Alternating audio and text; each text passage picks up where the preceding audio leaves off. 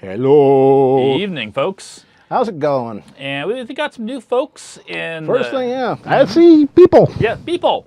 So we want to welcome all the new folks. I'm Baron Engel, and this is Caredwin, and he's my co-host. We do this every other Saturday night. Indeedy, indeedy. Yes, and I see some new folks here.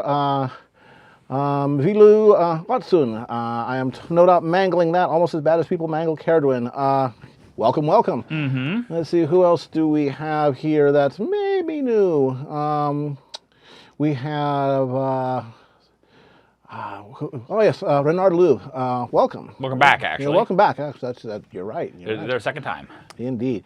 All right, so we have a nice full evening for you. Got a couple of interesting things to show to you folks, but we'll get to that in a moment because the most, oh, Sonny. The most important thing is brain lubricant. Oh yeah, we need brain lubricant. Baron needs brain lubricant for everything to flow Correctly. So therefore, we're going to be duplicating what we did last week because my tree in the backyard is still full of oranges and I got to get rid of them somehow. Yes. God, that thing is, it's just gone hyper this year. But they're tasting good now. The ones we took home last week are very, very tasty. Excellent. Yeah, I have an orange tree that there's more orange than green. It's something. It's an overachiever.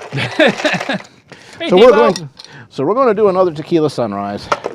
Tequila sunrises are super, super simple. Tequila, grenadine, and orange juice, and not a whole lot else. So we got our ice. We have our silver tequila. By the way, you're being complimented on your shirt. Well, thank you. It's actually several shirts. Again, like, you know, that's different from this one, which is different from that, which is different from there. Yeah, again, basically they make this one out of scraps, and you never know what you're going to get. Oh, okay, they're a return. There we go. Oh, well, welcome back then. Yes, welcome back. It's nice to have return customers. Indeed, indeed. All right, so I got that. You may hold this for a moment. I'd be glad to hold that for the bartender. Yep, because we have to get the OJ. Fresh squeezed. Freshly squozed. Was on a tree a couple hours ago. All right, so about there. All the good stuff. Yep. And the most important thing of all. No, generic. His sleeve actually is blue. Yep. Every panel on it is a different color. These are the Uberist Maraschino Cherries. This is real Maraschino Cherries. There we go with the syrup. There we go. And a little bit of grenadine. And a little bit of grenadine. Grenadine. It's a... Actually, my grenadine's downstairs. I think Brian's down. Oh, I'm sorry to hear that. Okay, we'll give you just a touch of... Simple syrup. Touch of simple syrup. Yes. His oranges are very good, but they are a bit tart this year. Yep, there we go. And you need a suction device. Yes, I can. So I can stir. There you go. All righty. And that is the good stuff then. So now, chock block full of vitamin C. This is actually good for you. Heck yeah. Heck yeah. No, last year California had a very, very wet year. So this year the orange tree is going crazy, and we're dry as a bone. Go figure. Go figure. California. You don't like the weather? Wait 5 minutes. Drive 5 miles. Yeah. All righty. So for tonight, well, we're going to have some... Machine gun cherries. Yeah, there you go. Thank you, Nazumi. There you go. Now, we're going to have some Patreon awards, etc. But what about what happened last week in 2? We got to show that. Let's got to show the art. There we go. So I'm going to go right over here, and I'm going to click this thing right here, and it goes click like that. Uh-oh. Yeah, well, yep. Things are happening in my Equestria dreamscape. Explain yourself, young man. Fortunately, he got on the train before that happened. Yeah, yeah. They say that's certainly, you know, survival going there. Yeah. Now that is Stone Main, who in your dream arc has gotten to know Apple Bloom because he was essentially rescued from nightmares by her, you know, and they've met face to face and they hit it off. Yes, they did. And it was just one of these things where he was trying to think of, he had this beautiful script he was going to tell everybody, and tell Apple Bloom, I love you, blah, blah, blah, you're special to me. And it went right out the window. He forgot all of it, so he just fell back on the, and he couldn't think of anything else to do. And he says, well, what did my dad used to do when we used to leave mom? Oh, without even thinking, he just kissed her. Yeah, there you go. We're in San Jose, California. Yep. Yeah, and the oranges, say here, are generally ready mid to late winter. Mm-hmm. All right, so we got these guys, but we also had, could y'all help me? Oh, this is before yeah. the kiss and everything like that. When they went and had the Founders Fair at Ponyville, which celebrated the founding of Ponyville. And she'd gotten this really nice dress made by Rarity, but one of the things to make it all look right and keep her figure correct and everything was it included a corset. And Applejack had been a bit enthusiastic with the knot, and she couldn't get untied. Could you help me untie that? Yes. There. All right, so let's say start climbing the temperature thing here. Starting from here, let's go. But there's one more Dreamscape one if you want to show that one. What if? That's the second from the bottom. That one. Yep. Yep. And of course, Luna approves. Luna approves, yes. And Stone Main was stuck in the situation where Apple Bloom had fallen asleep. Bleeding up again, And he didn't think he could move. And, okay. Oh, were you at Onizuka? Yeah. Yeah. Blue Cube's been torn down. Yeah, it's all gone now. Yeah, so it could have been NASA Ames right next door. Yeah. And then there was also the 338th, I think it is. It was the Air National Guard the Rescue? like National Guard Armory or something like that. Yeah, 338th. Yep. And he couldn't move because she was asleep. He really didn't know what to do. And Luna just happened to show up because it was Luna's first chance to meet Stone Main face to face, and they had a long conversation. If you go to my DeviantArt page and you go to my gallery and you go to the MLP Dreamscape, you can get the whole story. Yep, every one of Baron's Dreamscape drawings comes with a rather lengthy short story, so you get it. You get it both text and visual.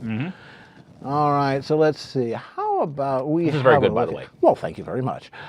So how about we go to sharing the stage? And this is a Patreon reward for Cold Silver.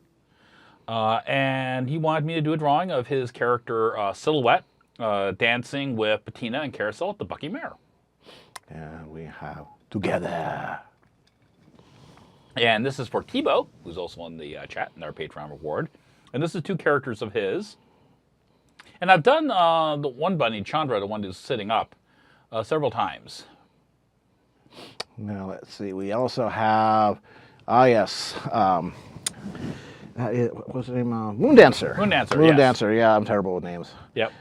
And so is it trying to solve a puzzle? Yes, and I know a lot of people say, well, she was just a recoloring of Twilight. It was like a different main style for the episode. But I imagine that by now, Twilight gets out a lot more, has done some adventuring and everything, so she's probably kept a bit more of a toned figure. And Moondancer's probably getting that age where, be active, or it starts to get a little thick. Gravity. Yep, there you go.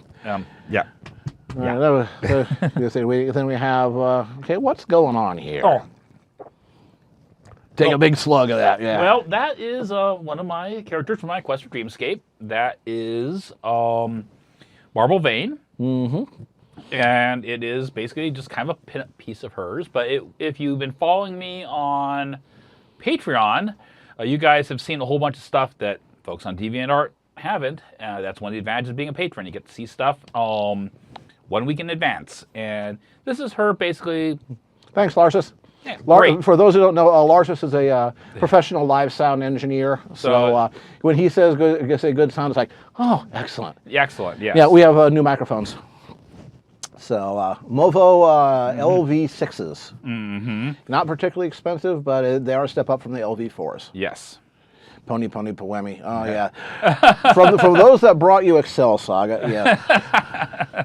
All right, so we also have Miss Cherry. Y'all want to buy some Girl Scout or Pony Scout cookies? Philly Philly Scout cookies. cookies. Philly Scout cookies. Well, I mean, right now our local supermarket, they're out in front of the door. In force. And what's worse is they take Square now. Yeah. Yeah, your credit Sorry, card. no cash. That's okay. We take plastic. Yes. I'm doomed. Yeah, you just give up and go for the Thin Mints. Well, especially because they've got one little girl up there who's working the table at least once a week, and she is a human version of Patina when she was maybe 10 years old would be a perfect. She has a future in sales. Exactly. All right, so here we go. So getting into a theme you've had lately, which is the buddy suits. And this is another Patreon request from someone who wanted me to do Sura. Wanted me to do Queen Chrysalis in a bunny suit. And, of course, whenever I do a drawing, because I'm an illustrator, I always try to do a picture that has kind of a story. So when I was working on the sketch, I started spinning this story in my head, and I came up with this idea. Maybe one of the reasons why Angel is such a jerk. He's a changeling. A changeling, a stuck changeling. He can't change back into changeling form because he spent too much time in the rabbit. Yeah, well, I guess you're going to be stuck as he'll be stuck as a bunny for the the foreseeable future. Which is a horrible fate. Yeah, that's just a fate worse than death. Yeah, I gotta tell you, because he's going to get stuck. He's not going to be able to go anywhere. Yeah, I mean, he's going to get cuddled and brushed and carried around and picked up and kept happy. Yeah, just awful. Fate worse than death. So some more buddy suiting. Yep. And this was one I had this image pop in my head of I'm going to call her Tempest Shroud because I'm saying Fizzle Pop Berry Twist over and over again ends up taking up more time on the stream. Just call it Fizzy. Or Fizzle Pop. Yeah. And yeah, this is like, do you have a problem? No.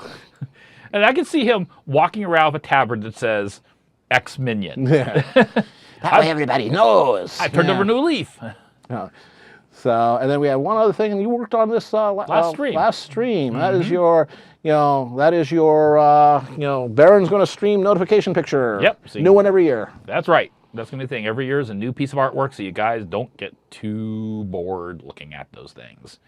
And, I got a chance to color pencil live on the air for folks, and folks seem to enjoy that. Laura says you're doomed. What's this? Yeah. He says, Blue Nose Ranger is getting me back into furry things. Oh, well. It was a lot of fun last weekend. Yeah. Oopsies. Dear, my beautiful dear. Yeah. Only you understand me, dear. Sorry. Yep, this was inspired indeed by one of the two famous Norman Rockwell self-portraits. The other one, of course, was the one where he's leaning out and looking at a mirror and all that. But, right. I thought this one would be easier to compose. I thought it left a little more of a question, what exactly is the expression on Skybrush's face? And the guy, in October 1938, he was such a skinny-looking nerd dude. It was great. Yep, indeedy. All right. So that's fine. Mm-hmm. All right, so there we go. 1, 2, 3, bang. Boom.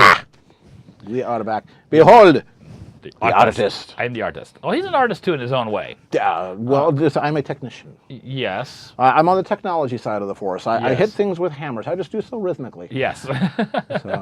All right. So this week you're doing Patreon rewards primarily, and you're doing them for. Well, I got several people I'm going to be doing for. I'm going to be starting out with doing one for McClaw. There you are. Yes. Bright red, I see you. Mm-hmm. And also, after McClaw, mm-hmm. Who are you going to? I got a person, they've decided that they want it to stay kind of secret on who they are. A secret person? Yeah, exactly. Must be a good one. Mm-hmm. And then I'll be doing one for, I'm going to be starting one for Rebel Squirrel. I will not be able to finish Rebel, I see you. His piece in the entire hour segment, but I can get going at least. And then there's a possibility you, sir, have a piece that we're going to have to be doing as a Patreon reward. And we might possibly do some thumbnail designs and things like that. Yeah, I'll draw your thumb. You can hold it out there and model it for me. All right. Okay. Okay, so let's switch over to our and patented... I'll switch glasses. Ha-ha, you can't yell there at you go. me. You always have permission to nag Baron if you see him drawing without his drawing glasses. His drawing glasses have the black frames. His street glasses have the lighter colored frames. So you get to mother hen him. Mm-hmm. We take care of our artists whether they want to. No, that is, to my knowledge, that's not canon. I don't think they've actually.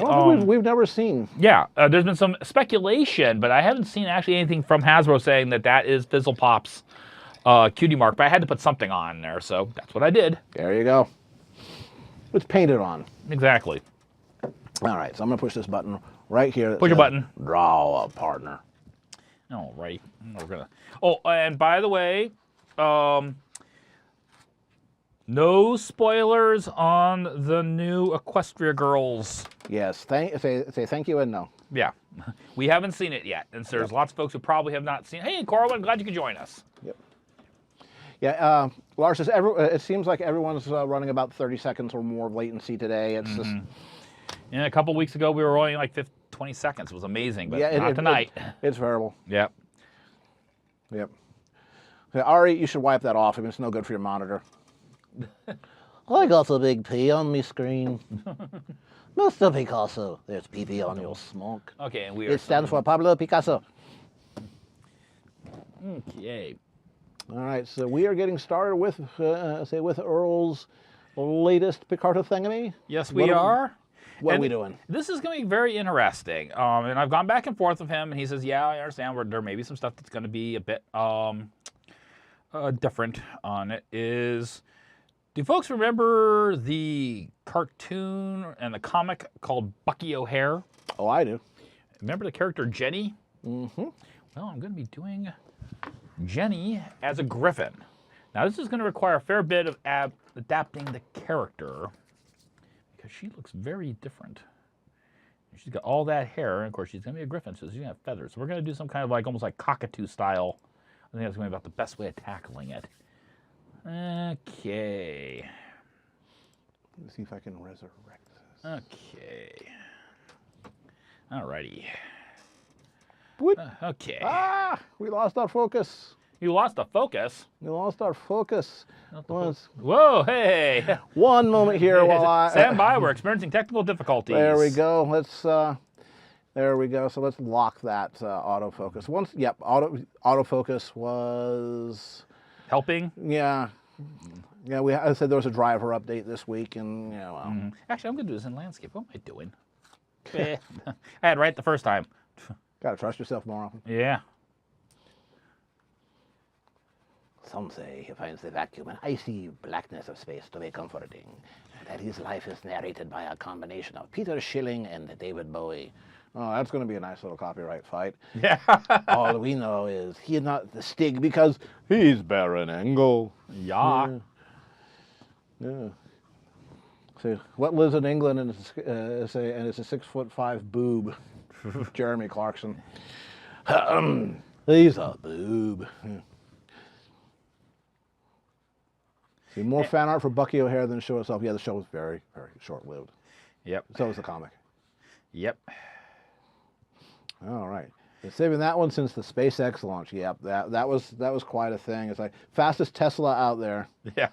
Yeah. See, on the other hand, when you're doing a Falcon, super heavy and you've only got a 3-ton payload, it's going to move. Yeah. Yeah. Yeah, he could have made that go extra solar if he wanted to. And we're gonna be doing this in kind of my Dreamscape style Griffin.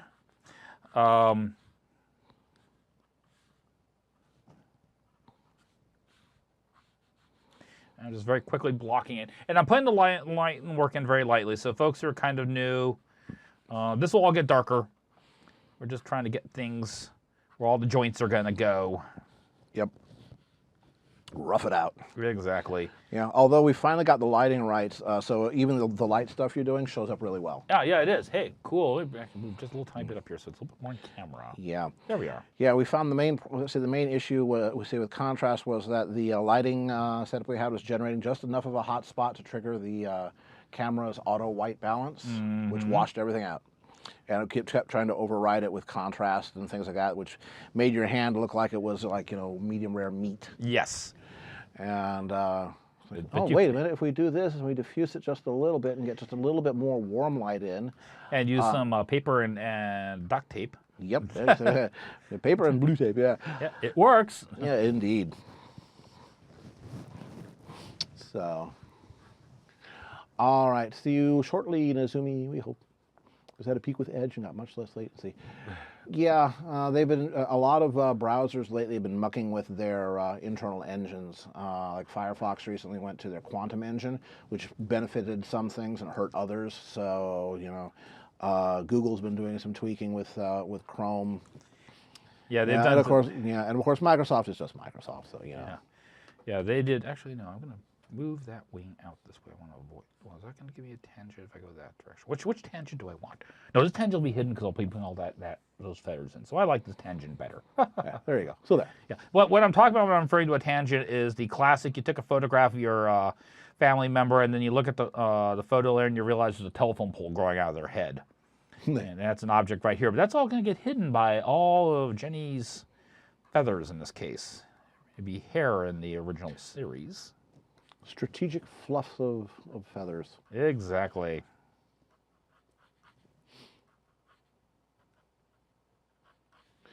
Wouldn't say no, Arsis. Wouldn't say no. What's that? Yeah. So you're saying is what we need to get you a BMD studio camera with some sort of a decent lens and an ATM television studio? Yeah, we can use it. Although I'm sort of kicking around the idea about, okay, how would we take this to the next level? Aside from some really serious acoustic treatment, you know, 4-inch rock wool panels and things like that. Yeah. That would be replacing. We're using all webcams, and those would get replaced with camcorders. Some people say use DSLRs. You know, Those would burn out. Yeah, yeah. And you can take video with those, but only for about 10 minutes, then the CCDs overheat. Webcams are, camcorders are designed to, you know, run all the time, and you know their CCDs, you know, the imaging chip that picks everything up. They're cooled. They can run at higher temperatures, you know, without like generating lots of noise, that kind of thing. They're designed for the job. Right. But the good ones with HDMI output, which is what we would need, because then you can then capture the HDMI output, run a few $100s a piece. You know, Yeah. like anywhere from $500 to $1,000 a piece, and that would be a significant investment. Yeah. Just a bit more than we can swing at the moment. Yep. If I had an extra $1,000 to spend on something like that, Lars says, frankly, I'd put it towards finishing the implant on my front tooth. Yeah. No. You need to still get that taken care of, don't you? I do, but I need to find a dentist I trust, because I do not trust the people that they screwed up the, you know, they screwed up on the first attempt. Yeah. Sure, Cato, go ahead. But I'm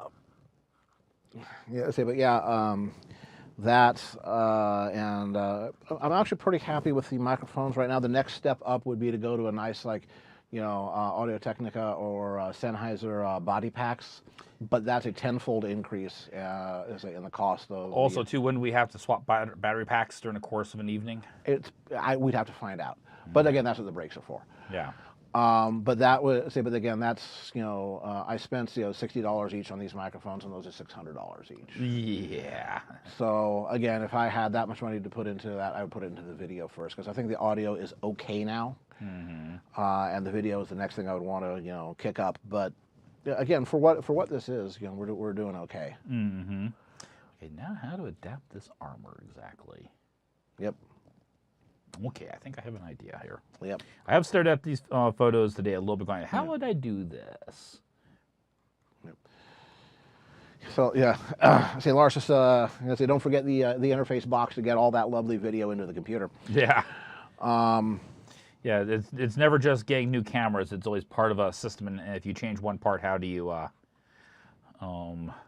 incorporate the other elements? Yeah. So what's like going live? Oh, speaking of which, guess what we're going to be doing in 2 weeks? Yes, folks. I thought we were going to be doing it in mid-March, but we're going to be doing it sooner. March 3rd, the next stream, Jaya King is going to be here playing around for blowtorches. Yeah, indeed, setting Baron on fire. Many of you will remember Jaya. She's the artist who works with encaustics, which is essentially painting with melted wax, with pigments added. So it's basically blowtorch and flammable materials. And she is more energetic than Pinkie Pie. Oh yes, she is. But her show, she's a really, really good artist. Her art right now is sitting in the California State Capitol Assembly Hall. the Assembly Hall Rotunda. Yeah. So yeah, she's got a little prestige on her, but she don't care. And she's going to be with us 2 weeks from now. And Yep. And Kostica is coming back. yeah, exactly. So yeah, say 2 weeks from now, we're going to be downstairs, say in the man cave. Den. And she's going to be able to say hello to your wall hanging again. Yeah, oh yeah.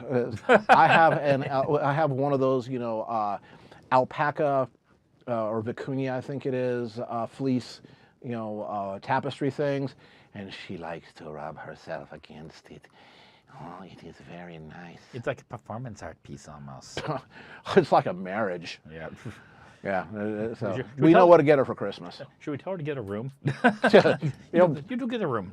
Yeah, we'll just live stream it. Yeah. Yeah, that was it. Then we'll be able to generate the money real quick for that camera. Crayon woman. Yeah. Oh boy. You can tell her, so you can say that, not me. Yeah. I worked with her for 10 years. Trust me, I know what she's capable of doing. Yeah. Orca, the whole car will not be destroyed by radiation, but all of the carbon fiber parts may. Yeah. It'll just leave the aluminum chassis and the battery pack and stuff like that, but all the body work could erode. Yeah. Again, it's carbon fiber, which is highly susceptible to ionizing radiation, and there's plenty of that outside of the Van Allen belts of Oith. And besides that, even that in itself, if they ever find it someday, it could be very useful and very telling. Okay, yeah, we were right on this stuff. Mr. McClaw says, Baron, are you making the front feet cat paws or bird talons? I'm gonna make those talons. Why? Thank you very much. Yeah, this is why. See, this is why when your patron stuff is up, and Baron does it live, you can give feedback and say, "Hey." Yeah.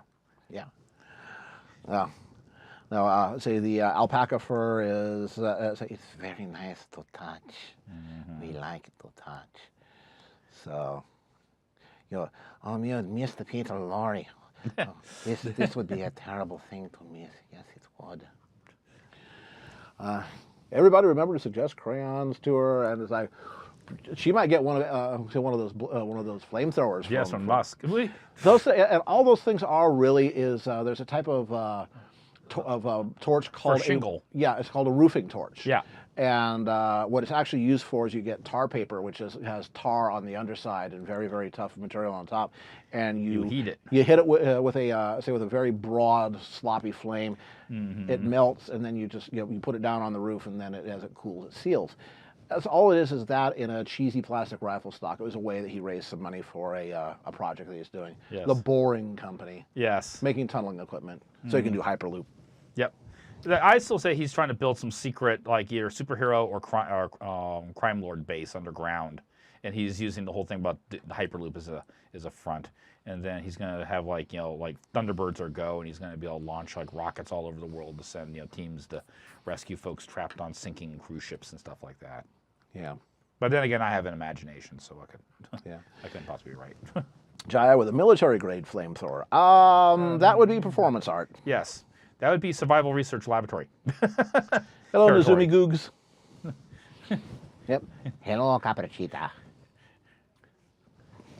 Yeah. Hyperloop because he wants us to all go in circles. And an extra $1,000 to make it set up for turbos and rebuilding the exhaust. Yep. Yeah, to be honest, I expect the car to be recovered in the next 2 centuries. Yeah, it'll be like a museum piece. Yeah, it could be. Yeah.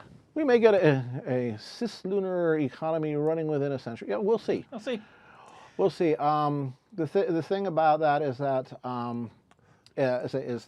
while there's tons and tons of interesting materials available on the moon and asteroids, etc., getting them down to the surface is interesting and potentially. And never mind dropping an asteroid onto a city. That just releases a whole bunch of heat and dust and stuff like that. I mean.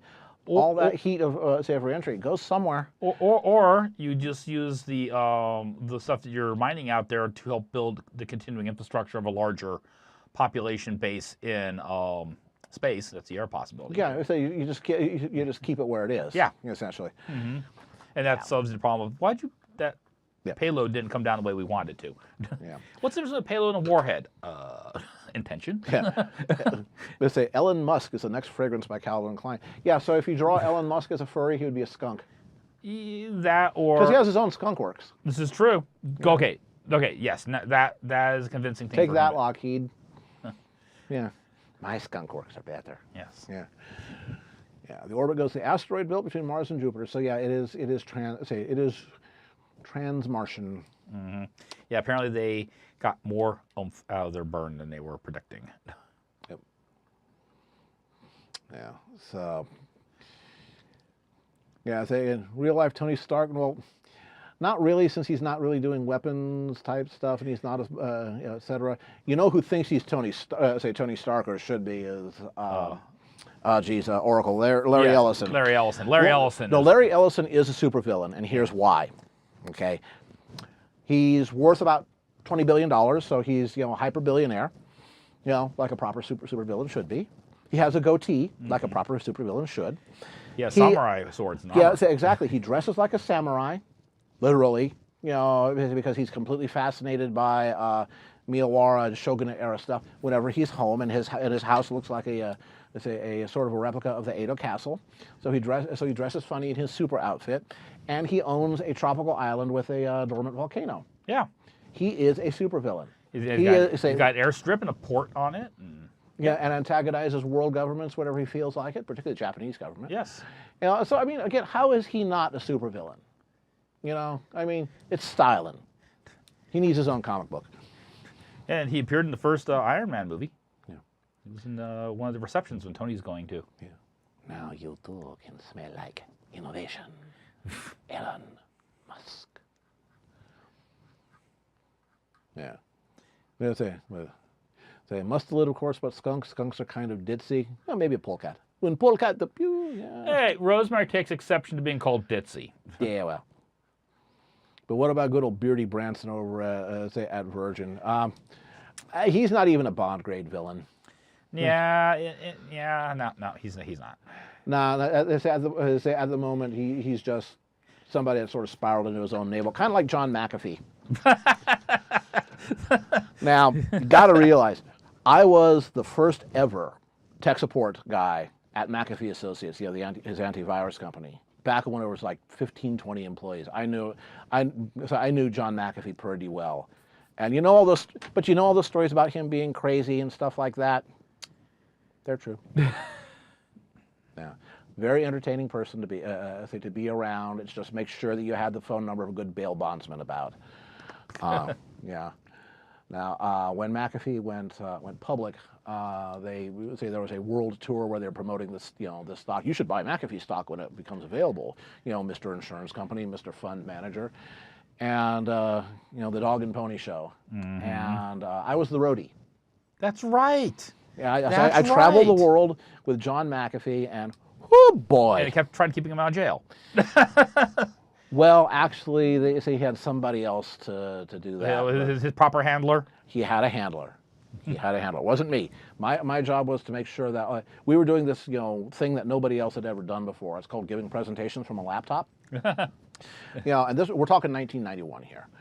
And when all the laptops had like these glowing orange, monitors, built into them and all that. It's like, yeah, the plasma ones, and the battery life was like 25 minutes. Yeah. Yeah, that was, and there was no standardized projectors or anything like that. So I got to go ahead and, I was the roadie. I set all these things up in advance. So they all went off, as far as John knows, without a hitch. So. Right. Yeah. Nizumi, that owns Lanai. Yeah, that's Larry Ellison, the CEO of Oracle, the database company. So let's see. Everyone on Forbes 500 is a supervillain. I want to be a supervillain. Let's see. Read. Bettina wouldn't mind being on that list. Yep. When you worked in the travel business, one of your customers was John McAfee. Did you, Skoshi, did you ever talk to Andrea Nation? She was John's personal assistant and the one that kept him out of trouble during the couple of years after I left McAfee Associates in 1992. But for a couple of years after that, that was when her main job was to keep John out of trouble Or post bail. Yeah, pretty much. My goldfish just gave me 47.3 billion. What should you do with the money?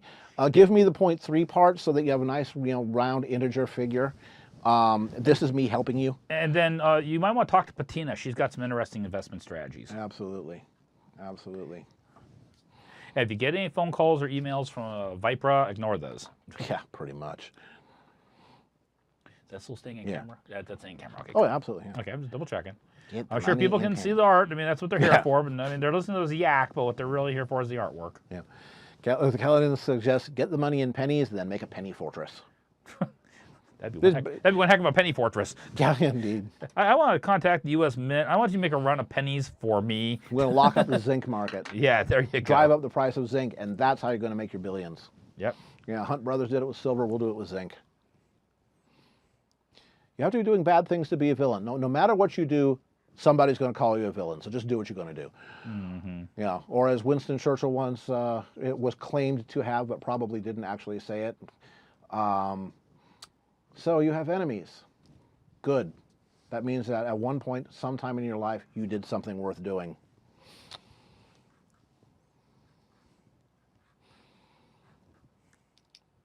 Yeah, the name sounds familiar. I think she ordered the tickets for him and Judy. Oh, God, I remember Judy. Let me tell you a John McAfee story. Oh, is this a case you guys can actually like swap tails? Oh, wow. Okay, go ahead. John was a bit of a horn dog. I mean, he would flirt outrageously, with people, say, right in front of his wife, Judy, Judy McAfee. Well, one day, this is also the story, by the way, of how John McAfee is the richest person I've ever physically kicked in the ass. One day, I was, in addition to to being the first tech support guy, I was also the network admin, and I was under a table, and running Ethernet wires, my ass is sticking out into the hall. John walks by, sees a butt sticking out, just sort of goes, "Poof," just a little kick, like, hey, like, what are you gonna do? I'll get you for that. Later that day, he is in the he is out in the reception area, and we had at the time this is before Andrea, but it was we had a very, shall we say, decorative receptionist.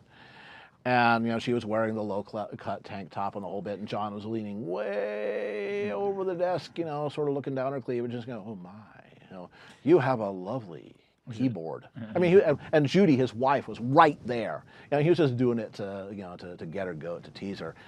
And I walk by, and there's John leaning way over the receptionist counter, his ass hanging out, and so I go, "Poof," leave a nice dusty footprint, right as a shoe print, right on his ass. And Judy's like, "You have my permission." And John's like, "Hey," I was like, "Yeah, payback's a bitch, isn't it?"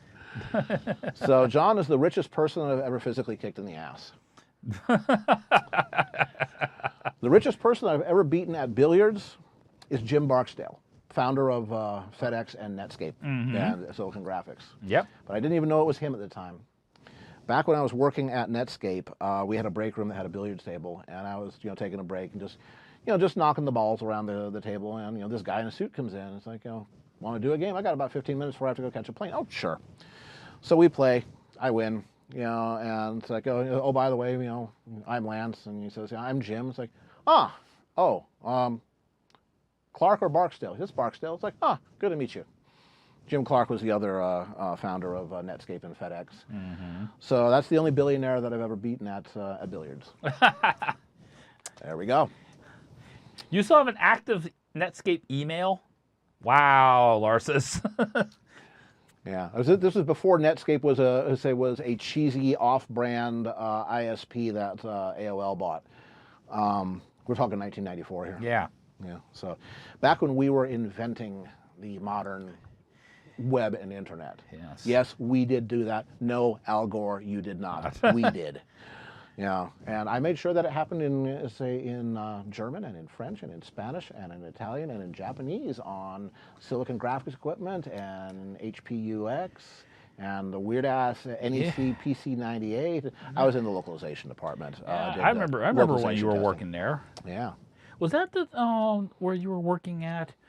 The one time when you ended up with the extra, we went on the shopping excursion to Andronico's Food because you ended up with the extra $500 bonus. That I think so. Yeah. And that was the one. Let's sample all these cheeses we've always wanted to. Yeah, I think so. Yeah. That would be right about the time. Yeah. And that was the night of the chef stout test, if I remember correctly. Yep. When we The determined sheep stout. Yeah. Yeah, sheep stout. When we just determined that you could not shine the mag light through it. Yeah. Sheep stout is an Australian stout beer.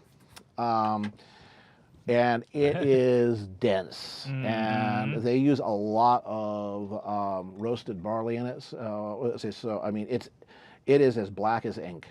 And I said, oh, and this is back when everybody had those 350-watt halogen, torchieres style lights that could like set the building on fire. You didn't need to run your heater in the winter; just turn on your lights. Yeah, pretty much. They use about as much power too. Yeah, 350 watts, and all of it went into heat. Yep. And so I had a pint glass full of it, and I sort of held it over top to see if the light would go through it, and it wouldn't. 350-watt, halogen would not penetrate a pint glass full of beer. So I drank half, and then I added, And so it was like a harp beer. It was like a golden lager, and I held it up on top. I still couldn't see through it, so I drank half, and topped it off with the harp lager. No, we're doing this for science. Understand. Exactly. Yeah. So now something reckless. It's science. Indeed. Yeah. So again, now we were down to a quarter concentration. Still couldn't see through. By the time I could actually see a glimmer of light, it was cut 16-1, and I didn't need to drink anymore. Nope. I was there. That was the night I slept on your couch. Yeah. Because I figured I could not drive back to Tours. Yep. That was back before Smudge moved. That's before you moved into the same apartment complex. That's right. Yeah. Before we started living in sin. Yeah. Actually, internet was so the first real internet. What we call the internet was the DARPANet, which was Defense Advanced Research Project Network, which was this part military, part school. Although if you want to go back a little further, the first networking was the airline reservation system called Sabre that IBM came up with. But what we think about as the internet started off as the National Science Foundation Network. It was all schools, and it was made commercial by Telenet and I think MCI and a few others. And what Netscape's role and all that was to give make this client for this brand new thing called the web, and make it so that ordinary human beings instead of researchers could use it. That was what we did. We turned it from a scientific curiosity into something that everybody could use. So we didn't really invent the internet, but or anything like that. But we made it so that everybody else, so that we democratized it in a very real way. And it's like that's not like an Al Gore claim, we just no, we actually did that. Yeah, So, that was the work of many people. yeah, many insane people. Does anybody here remember the blink tag? Yeah, bonus of 7% solution. No, but it's. Say, yeah, I get the reference. I get the reference. It's elementary, my dear Watson. Yeah. Now, does anybody here remember the blink tag? Where that was you could make text in a web page, just go blink, blink, blink. Yes, and some people did some horrible things with it, actually. Yep. Webster, much of it was ARPANET at the time, but that's when Telenet and MCI and others started building stuff commercially, Netcom, a few others, and hooking it in. But I guess the blink tag, one of the most reviled things that that ever came out of the World Wide Web. One of marching ants borders. Yes, and that was invented. The idea for it was invented in a bar called St. James Infirmary in Mountain View, California. I remember that, St. James. It was in an old Army Quonset hut that they had built up into a bar. It was one of those places where they had weird stuff hanging from the ceiling. Weird stuff standing. Yeah, exactly. They had a 30-foot high fiberglass statue of Wonder Woman. In the classic, feet well apart, hands on hips, pose, which meant that her ankles were about 6 feet apart. So they put a table there between Wonder Woman's legs. And if you look straight up, you could see a bumper sticker. It said St. James Infirmary that somebody had affixed to a certain location. It was at that table that Jamie Zawiski and Lou Montulli invented the idea of the blink tag, and Jamie implemented it a few days later and put it into the next release of Netscape, and has been apologizing ever since. Yeah, I remember St. James Infirmary. It burned down, didn't it? Yes, it did under very suspicious circumstances. It had multiple owners and they did not get along, so very suspicious circumstances. I think it's part of where the Google mega campus is now. Yeah. It's Google's fault.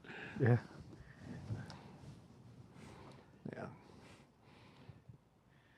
Yeah. I don't miss HTML 3.1. Also remember playing Doom multiplayer using serial cables between computers or BNC. Oh gods. Yeah, those were the days. Back when you had Ethernet thick and Ethernet thin, and these were big, ropey, cable TV type, Well, it's like SCSI cables. Or SCSI cables with up to, what was it, 320, I think it is, lines. 80 was common, but I think there was one that went up to 320 parallel. And you could only wires. have cables that was like 30 feet long, and you had to have terminators at the very end. They would echo, The signal would run off and run away and hide. Yep. Yep, LAN party there. I can give you a Doom story. Back when I was working at Borland, which is where I was working between McAfee and Netscape. Up in Scotts Valley, right? Yeah, Scotts Valley. I was, again, working, I did a lot of localization testing at the time. And we had to make a decision the next morning on whether or not we were... I remember zip disks. Yep, indeed. Yeah, the 100 megabytes. Yeah, huge. woohoo! Yeah. Parallel interface, though. Hey, they were Baron SideQuest drives, which were only well, 25. which would become unreadable if you looked at them funny. Yes. But we had to make a decision the next day. Were we going to be able to ship, the translations of localizations of Quattro Pro for Windows this quarter, or do we have to wait till next quarter? And well, we'll find out by testing, and that was my job. So I pulled an all-nighter, literally an all-nighter, and so the meeting is at like 9 in the morning, and it's like 7:30, and I'm so tired. And so I go down to the Borland cafeteria. I remember the story. Yep. And I say, what do you have that makes? Do you have anything that makes coffee look completely wimpy in comparison? I need to wake the hell up.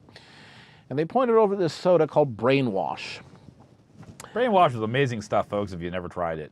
Yes, Brainwash was a soda that had tons of caffeine, jalapeno oil, ginseng, ginkgo biloba, and a lot of this herb called mahong, which is a Korean herb. Mahong is loaded with ephedra. It is no longer legal to be used in the United States. It wasn't then. It makes Monster look pretty wimpy, actually. No, ephedra will give you a freaking heart attack. Oh yeah. Ephedra is related to ephedrine, Yep. And so I bought 4, and the guy looked at me funny and said, "Okay." And so I took them up to the cube, and my cubicle, slammed them down, and I apparently was scaring people. Yes, okay, we're going to do this thing. Let's talk about, okay, here's the test results. And I remember, what I remember is the edges of the world getting pink, and the kind of an in my ears. I remember, and my nose and the tips of my ears tingling. I remember when you came home from work. Yes. On that stuff. That was over at your place. Yes. It was like, Lance is in a different place today. I was. I had taken as it turns out, without knowing it, a full candy raver dose of ephedra. Mm-hmm. And it's not my habit to do things like that. So, I didn't know what was going on. But, we had the meeting, and and we decided we're going to ship. And it's like, well, of course, everybody's thinking, it's like, did you, put white powder up your nose or something? And I'm like, no. And I point over at the bottles, I did that. And that was bad. And then somebody looked at all the ingredients, and one of them knew what mahong was. And said, I got an extra computer in my cubicle that has Doom on it. Why don't you go play that until you come down? I'm going to go play Doom. So right around 5 p.m., it's like, you let me know when you start to come down. I'm like, I don't feel so good. Okay, get in your car and drive now, because in about half an hour, you're going to be, you have about that long before you are completely unable. Yeah. And because I had a hell of a commute, and so I go up and over the hill and down into Cupertino. And then Hi, Baron. And then thud. Yeah, exactly. At the time, he and Smudge had moved into a apartment in the same complex. Mm-hmm. And yeah, they say they were over for dinner. I'm like, oh. Yeah. And again, that was face plant, and I don't think I woke up for like 16 hours. Though that was like kind of like watching Mr. Hyde kind of fade away, and Dr. Jekyll comes around. He's utterly exhausted and just goes. Yeah. Copper, I don't recall. I don't recall. This would be right around 1993, maybe 94. Well, no, that was before Smudge was up here, because she came up in, Okay. in 97. But I remember that. But I remember being over, because it was like going, this is a side of Lance I've not seen before. I don't know if it's a side I want to see again.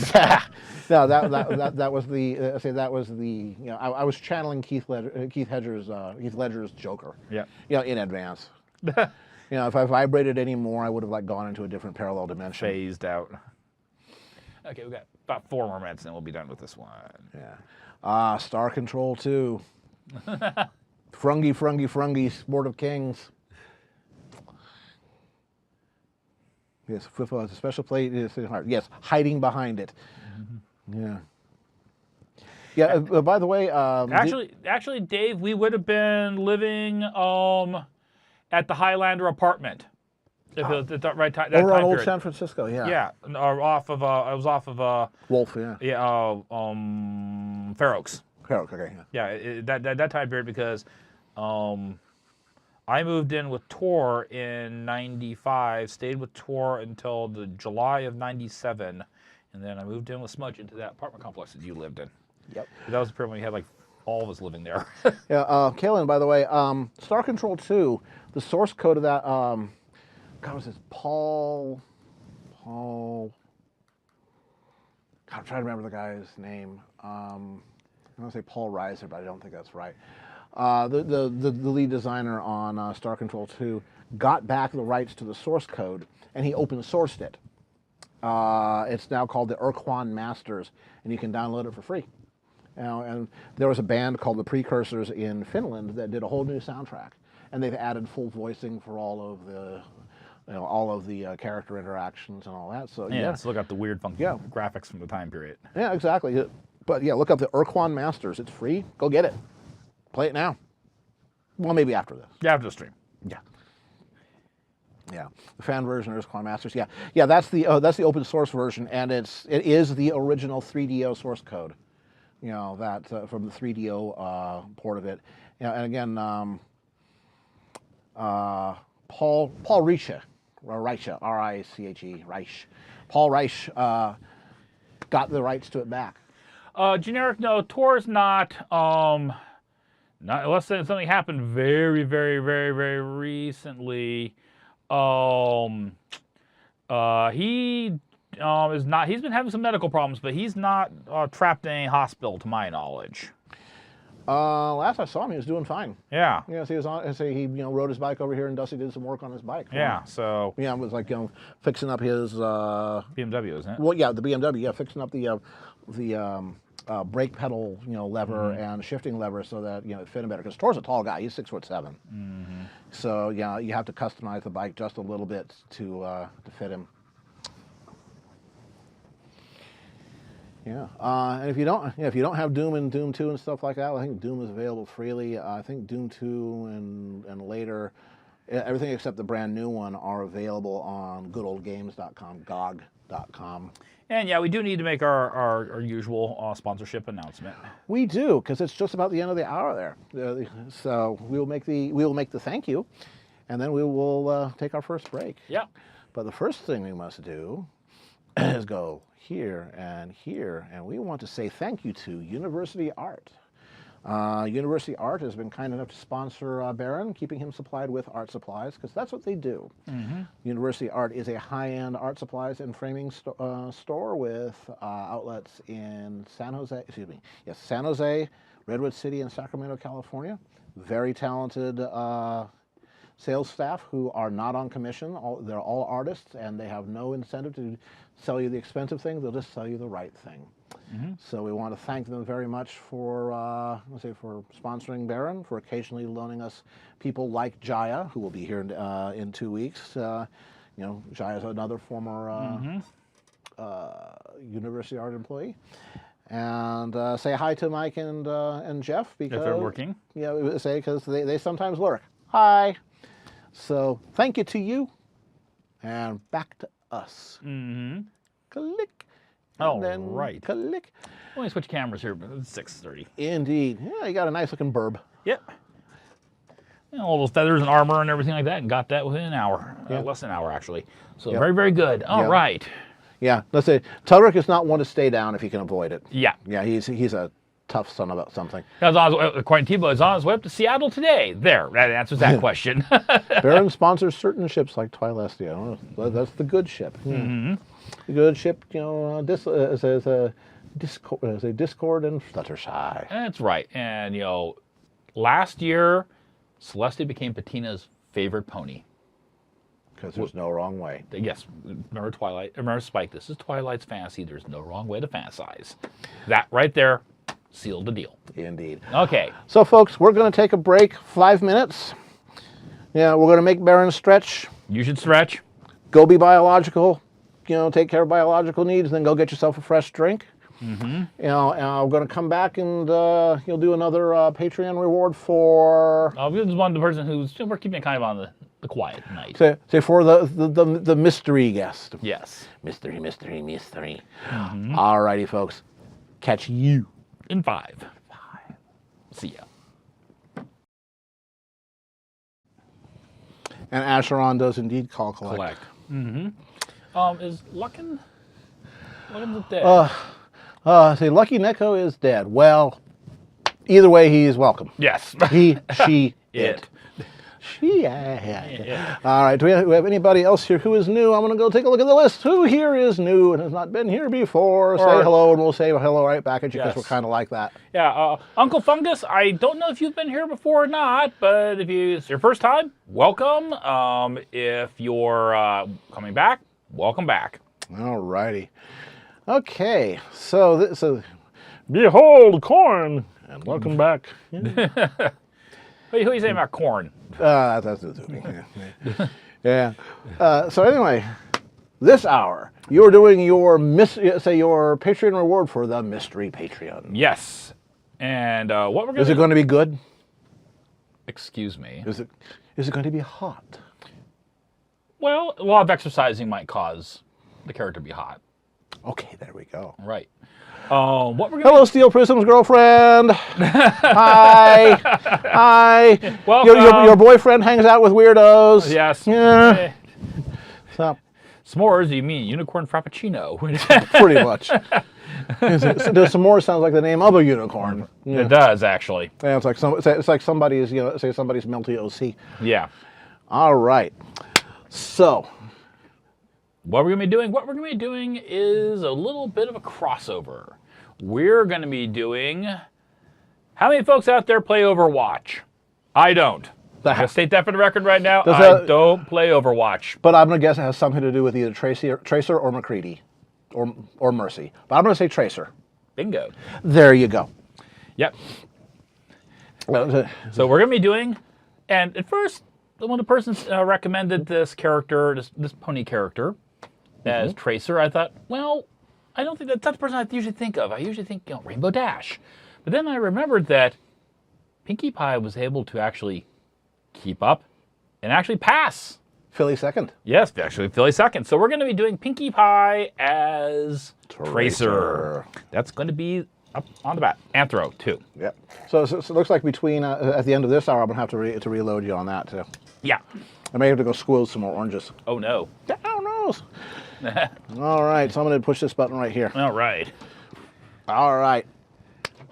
So, I guess we can hear the Chinese New Year. Yes, yeah. Yeah, they say, yeah. If you hear the sounds of mayhem. If it sounds like a war zone, it's the New Year. Yes. All right, so another old man story. How I owned Zone.com for a week. Set your Wayback Machine to about 1999, I think. Maybe 99 or probably about 99 or 2000. You got on the right thing, and I'm changing my glasses. There you go. Ha ha. And there was an online an MMO called Asheron's Call. Back at the time when there was basically Asheron's Call, Ultima Online, and EverQuest. You know, and of course, EverQuest was played by weenies. Ain't that right, Copper? Yeah. Keep it clean, gentlemen. Keep it clean. There you go. And it was put out by a company called Turbine, but it was published by Microsoft, and they hosted all the servers and stuff like that. So in order to play the game, you logged in with your Microsoft Zone account. Well, it was a little bit after midnight one day, and I was like, I'm going to play a little Asheron's Call before I hit the sack. And, you know, it wouldn't log in, and I couldn't even get to the Zone website. I'm like, what the heck? And I started doing some checking. It's like I could not resolve Zone.com. You know, NX domain, non-existent domain. What the heck? And so I did a couple of real quick whoises and stuff like that, and found the domain registration had expired at midnight. Oops. And so I immediately got on the phone, called a company called Internic at the time. Back when they actually had people on phones. Yeah. And I said, I would like to register Zone.com, please. And the guy's like, yeah, okay, whatever. You know, can I take your credit card number? And so he set that up and gave me a login, so I could say, okay, well, where does www.zone.com point to? Well, I still had all that information, cached on my computer. So I said, okay, well, here's the numeric, the IP address, the numeric address. So it's like, okay, so I set up the domain server to point it back where it belongs. And 5 minutes later, it's like, Zone.com, please log in, Oh, okay. I was able to play my game. Mm-hmm. So in the morning, I called up Microsoft and said, yeah, I want to talk to who's in charge of their Zone, their DNS, domain registrations, because I own Zone.com and you don't. And they're like, no, we own it. No, you don't. Go do a who is. Just a second. And so, I guess I ended up talking to some, manager or director or something like that, and I said, look, you guys let it expire. For want of $35, you let it expire. It's like, okay, what do you want to get it back? I said, all I want is my $35 and be able to play my damn game. You screwed up, but I'm not here to blackmail you or anything like that or be a cyber squatter. I just want to play my game. How do we arrange this? And so, okay, well, we'll take care of it. So a week later, the transfer paperwork was done, because back at the time you had to actually fax a photocopy of your driver's license and crap like that. And so it was back under Microsoft's control. I never did anything evil with it. All I did was just set up a domain name server record that pointed to where it needed to be. So they gave me my $35 back, and they gave me a year of Asheron's Call playtime for free. Thank you very much. Yeah. Don't let your domains expire. My personal domain, which I've had since 1996, is registered through 2028. Yeah. Don't let this happen to you, kids. Nezumi is a lunatic. Praise the sun. Yes. Praise the sun, we give our thanks for the mark on Celestia's flanks. That's right. We turn to it without fail and examine it in detail.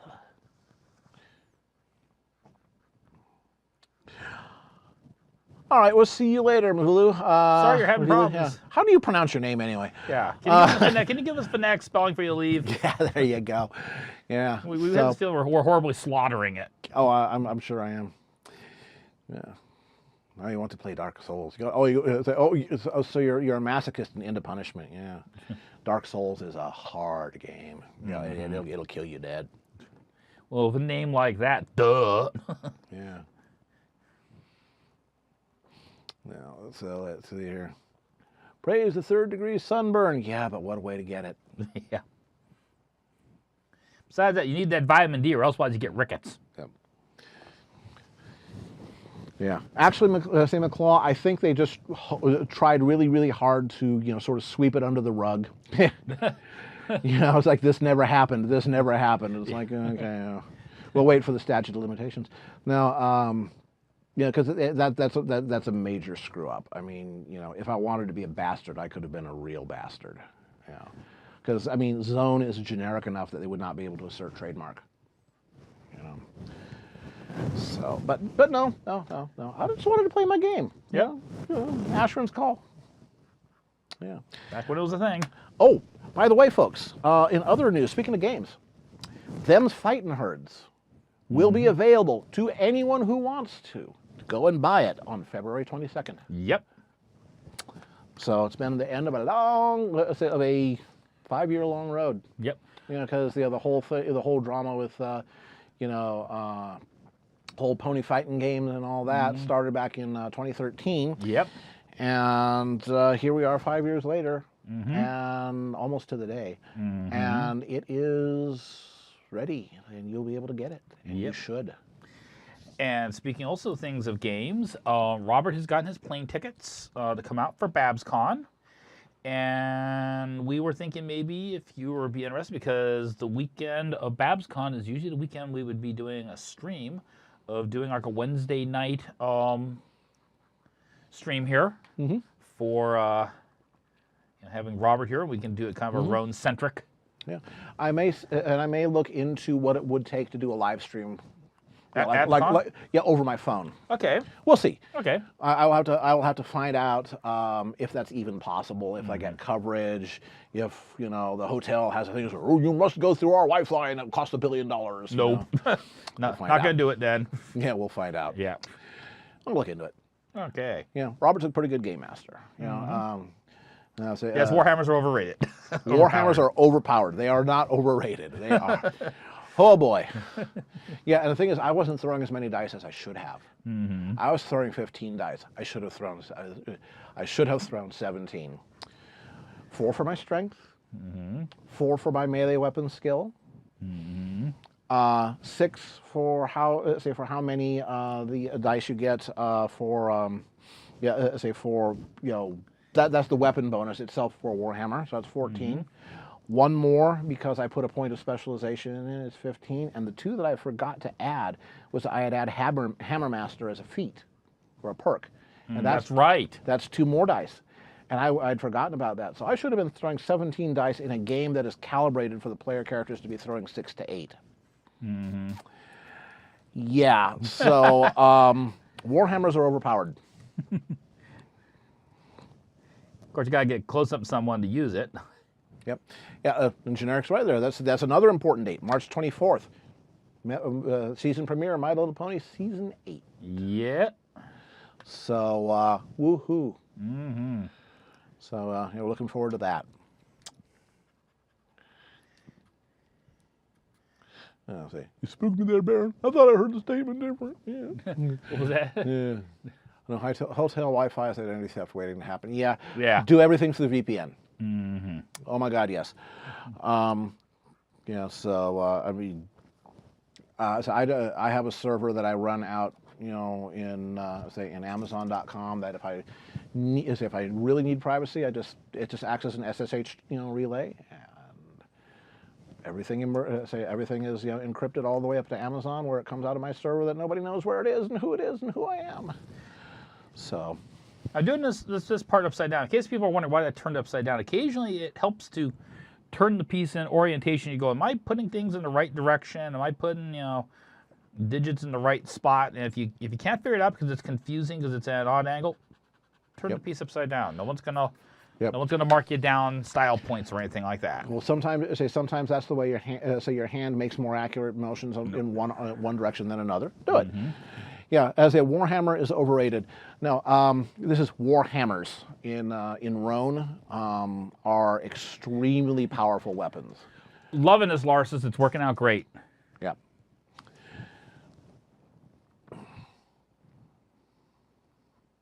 The flank is the area between the hip and the side of the rib cage. It's where the hands go when you're giving them a massage. That's right. Hanche blanc. Yeah. White flanks. That'd be patina. Yeah. That's the tickle, tickle, tickle spot. One of many. Collect them all. Yep.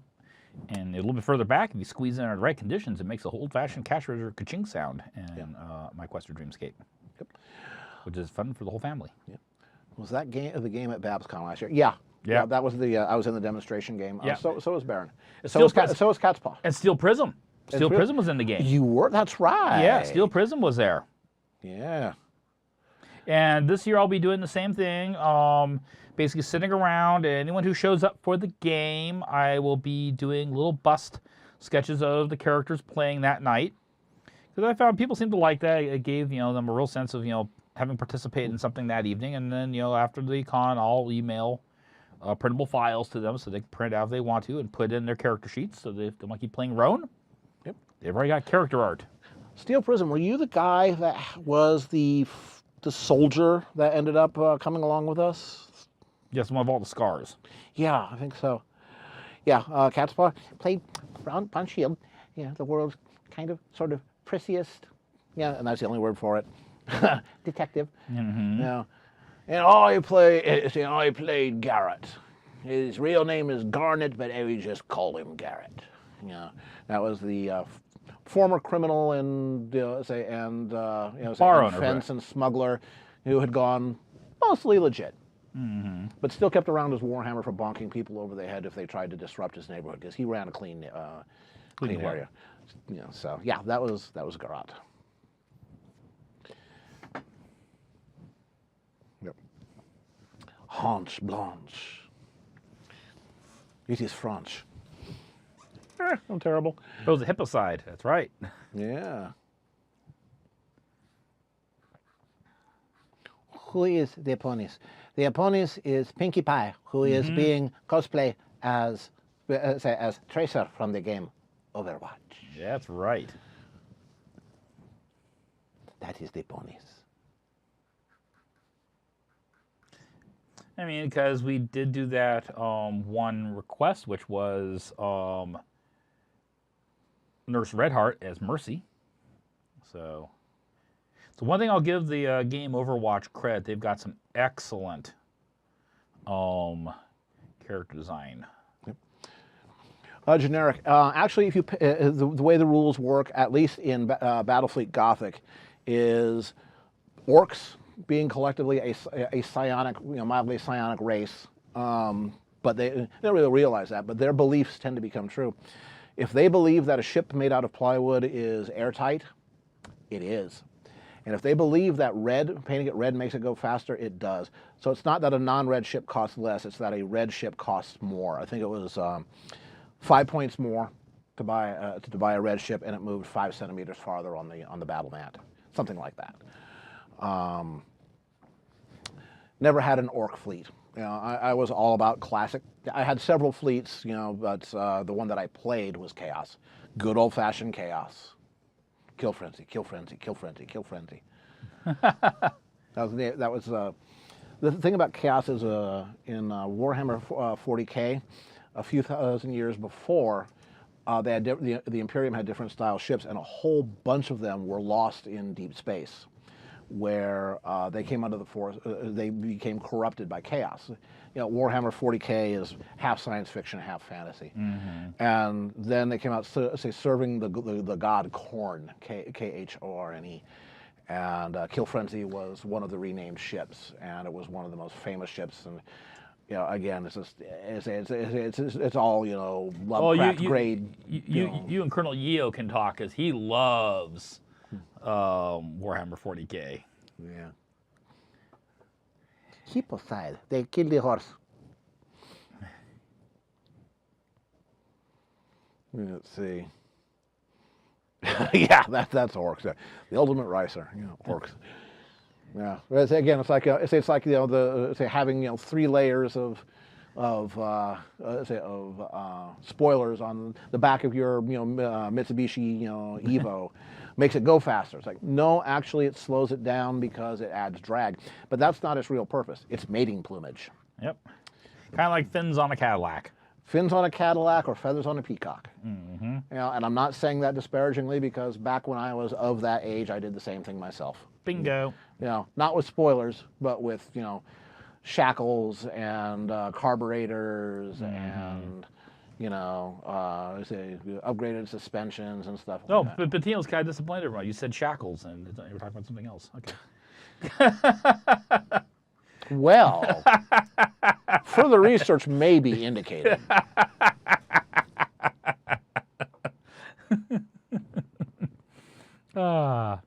Generic? I don't know.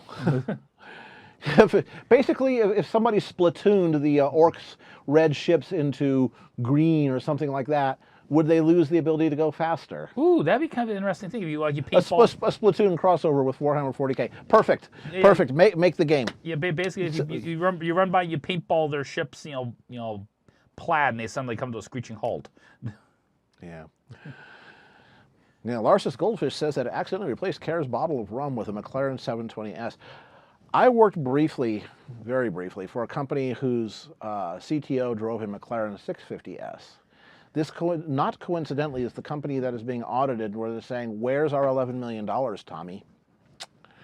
Yeah, that was a company that its name is still out there, and I think HP bought the remnants, but there are investigations going on.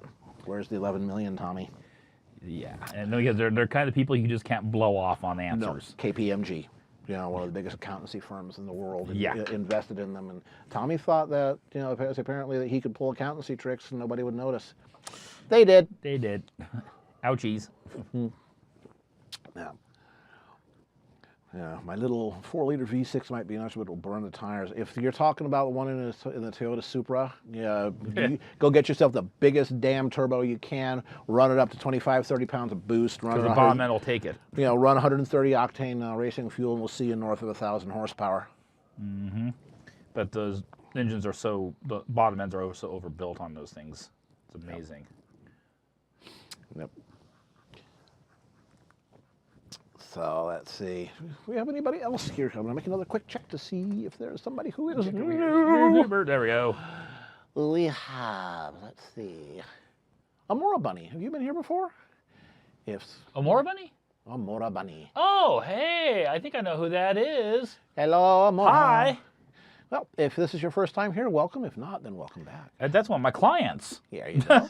Hey, but better yet. I think that's one of my clients. I got a piece I'm going to be starting on for them in the next probably month. I got a couple of things that get knocked out the door. I've got a piece I'm working on at the moment, folks. I'm not putting anything up about it because I haven't gotten the green light from the client to show anything public. But I think when it comes out, people are going to like it quite a bit. Yep. And it's artwork being done for a good cause, too. Excellent. Yes. Yeah. So, sorry. Car used to go to 130, but he lost top gear.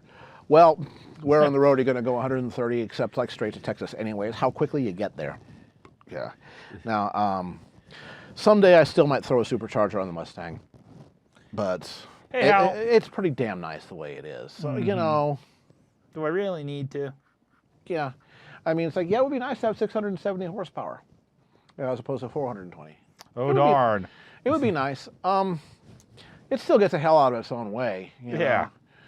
And frankly, what I could say if I really, really wanted to do something like that, the thing to do would be to get one of the 2018 Mustangs with a 10-speed automatic, completely controlled. 460 horsepower instead of 420. Yeah. Those things are doing 0 to 60s of 3.9 and sub 12 quarters. Just 100% complete stock. Don't even replace the tires or anything like that. You just go out and... And 30 years ago, you would have been taking good top class in several NHR categories with that. NHRA, yeah. Yep. 10-speed automatic, really? Wow. A gear for everything. Nazumi, if I did it, I would probably go with the Ford Racing Stage 2, which is, I believe it's an Eaton style. But Comes with its own warranty too, if I remember. yeah, well, yeah, it's the factory part that they install on the Shelby Viper, which means that my 100,000 mile bumper to bumper warranty will still be applicable. Yes. Now with Roush, if you get a Roush supercharger, it comes with its own warranty where if there's an engine failure that is determined to be caused by the supercharger, they will pay up to $11,000 in repairs, which coincidentally is about what a crate motor costs. But now the Ford Racing is just fine. And also the other thing about Ford Racing Stage 2 is it has California Air Resources Board certification. So it's emissions legal. Yep. Just bolt it in. You know, about $10,000 exercise, and I don't have $10,000 for that kind of exercise. Besides that, for that money, you should get your tooth fixed. Yeah. Yeah. I mean, I'm being all practical here. Yeah, exactly. You, sir, need to get your tooth fixed. Yeah, I was saying, frankly, there's other things I would do with with the money besides that too, like kitchen. Yeah. That kitchen's kind of sad. New oven. I think Brian would like that. Yeah. You'd like that. Well, I'd like that kitchen's the kitchen that That's the the Brady thing. cabinetry is the one that it was built in. It's when a Brady it was Bunch new. kitchen. Yeah, pretty much. Yeah, it's Marigold. Yes. I have Marigold appliances that You were mean made it's in not 1974. It's not Harvest Gold. It's Marigold. It's Marigold. Oh, well, that's different. That was upscale. Take a 24-cylinder submarine diesel, put it on a flatbed, and put a chair on top of it. Back when I was living in Stockton, I lived in Stockton. I slept in Lodi. Back in the early '80s, there was a guy running around that had like a Ford Ranger with a 454 V8 in the bed, feeding the rear wheels. Well, that must have gotten exciting when he stepped on the gas. Yeah, it was mostly an exercise in sound and thunder rather than speed because there's just no way you could put all that power to the road. Nope. But it was more of a show off thing, like those giant boonie bouncers. Mm-hmm. There's I think it's about a 72, 73 Camaro that I drive by on my commute home that's parked in the street that has the big old the giant monster truck type tires. A box, bubble and box, they call it. Yep, yeah, really, really big ones there, and it's perched way up high on top. It's about 4-foot diameter tires. It's just parked in the street. And center of gravity is probably all over the place. Yeah, I just drive by it every day. One of these days, I'll take a picture. Because. Good night today, goat. Glad you could join us. Give Karen Bear my Goldfish the black Visa card for about 72 hours and see what they do with it. Well, the answer will be post bail. Yeah.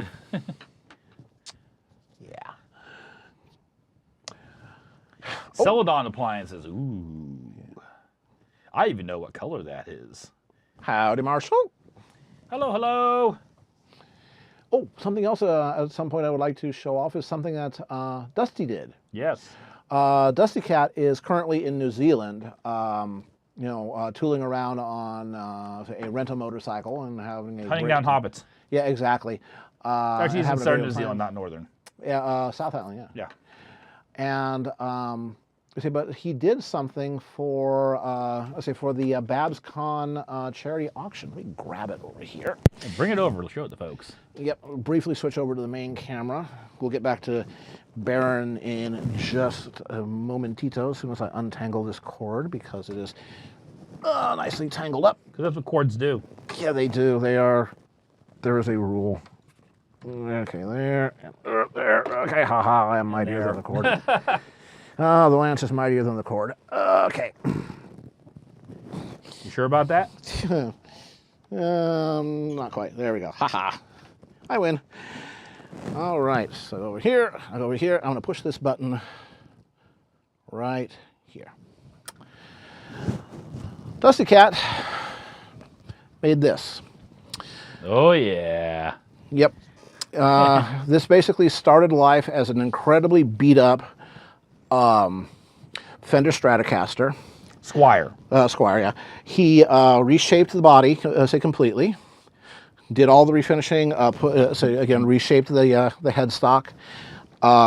Did all the paint work. Upgraded all of the pickups and electronics. Refinished everything. Did some really nice things on the fretboard. This is, I think it's supposed to be Rainbow Dash's guitar. From Rainbow Rocks. From Rainbow Rocks. And Yeah, let me see. I believe you are correct. I think he did put a Jackson Neck on it. neck on it. It may be. He may have. I don't know if he did that or if he just reshaped the head. He might have done that too. He did a lot of working. Yeah, but let's see if this comes through. Let me know if this is either too quiet or too loud. Yeah, especially Larsis, we'd love to hear your feedback on this. No, we don't want any feedback. Yeah, this is true. That's bad in the sound world. Input. There Commentary. you go.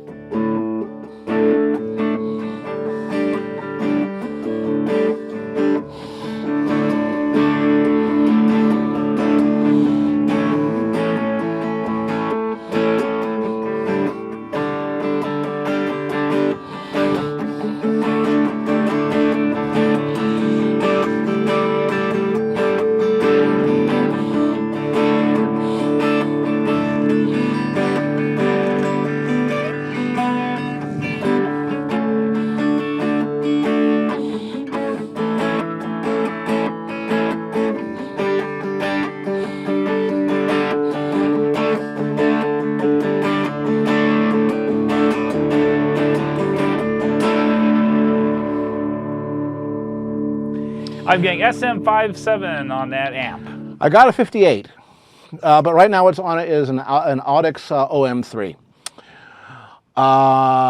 Let's see. You are so right, Generic. Sounds good even with Caradon playing it. Whoa, ooh. Could be worse. Could be worse. I could be playing Trust it. me. Yeah. Motor Pian's automatics without the peak. Yeah. So that was on. Say that was on the humbuckers here. But if you really want to, I don't know what type of pickup he has on the neck position here, but.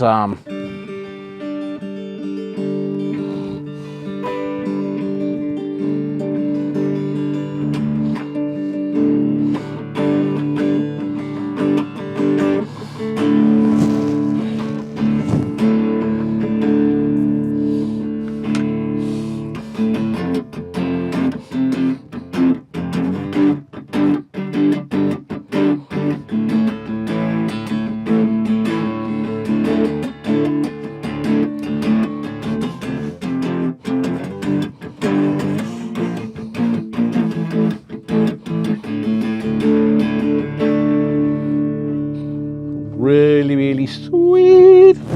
And this is going to be in the BabsCon charity auction. Indeed. And I'm going to have a piece of work. Some of you may have remembered last year when I did the Lyra playing the lyre underneath the tree, the color pencil piece I did live here on the air as a speed piece. That is going to be in that auction as well, along with some other stuff from some other really great folks. The BabsCon charity auction is going to have some really sweet stuff this year. Blue free bird.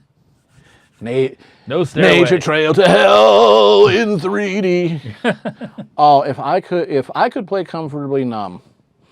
For my money, that is, say the Comfortably Numb outro, you know, is the finest piece of guitar work of any style, any artist, any era, anywhere. It is #1 in human experience, in my opinion, which is not humble.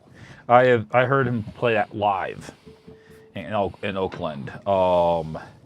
Yeah. And whoever was doing the sound work for that tour knew their stuff, because when they got to Wish You Were Here, and there's that beautiful guitar at the beginning, little guitar riff, it sounded, and I talked to other people who were there at the concert, and everyone said it sounded like right next to you was sitting there playing the guitar. It's like, whoa.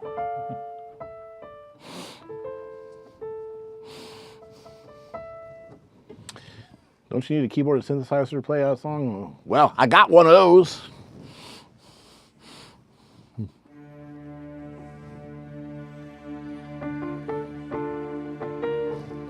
Yep. Dusty is watching. Yeah. Yeah. Now, Dusty is in New Zealand, so if he's watching, he's doing it from out around the world Yes. in 80 tickets.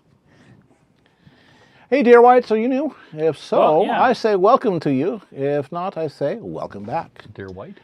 Dear Whites. Okay. So Dear Whites. Didn't see him in the chat. I was Right where? there. The most teal person here. Ah, the most teal person around. The most teal person. And Ubio. Hello, Ubio. And Wyvern, or Wyvern, yeah. Are you new? I think I've seen you before, but again, either way, welcome. Welcome back. I'm going to put this back here so we can see what Baron's doing, so you don't have to put up with this. From KTEL Records. Yeah. I need a guitar with a wider neck. Your fingers too fat for the current one. Yeah. Acoustic guitars tend to have, they tend to be a little bit wider. You also probably will want to take a look at some of the Ibanez Artcore series. I have the same sort of thing. I have, big fat fingers. But the other thing is that as you develop calluses on your fingertips, they will mash less. The other thing is that if it's still too damn big, pick up bass. There you go. Yeah. Pick up the bass. It's from KTEL Records. Pay out your funds. Kill the wabbit. Kill the wabbit. Kill the wabbit. Kill the wabbit. Kill the wabbit. Ho ho ho ho.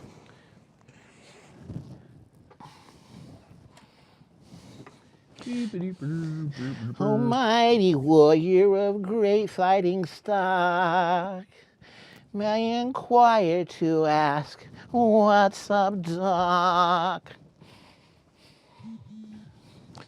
Bzz, bzz. And the phone says, we are watching you. Ah, yes. Dusty? Dusty says, we are watching you. Very good. Hope we gave a good plug for your guitar. I always feel like somebody's watching me. I won't do that anymore. You're going to probably pull something if you do. I'll hurt myself. I hurt myself. It's not easy being green.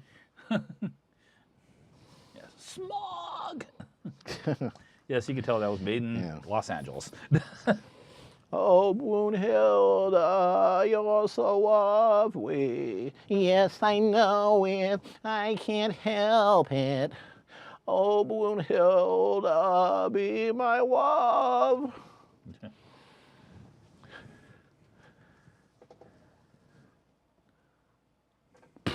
Look for the limo with a mask as usual. Yeah. Egad, my ears. Mine ears.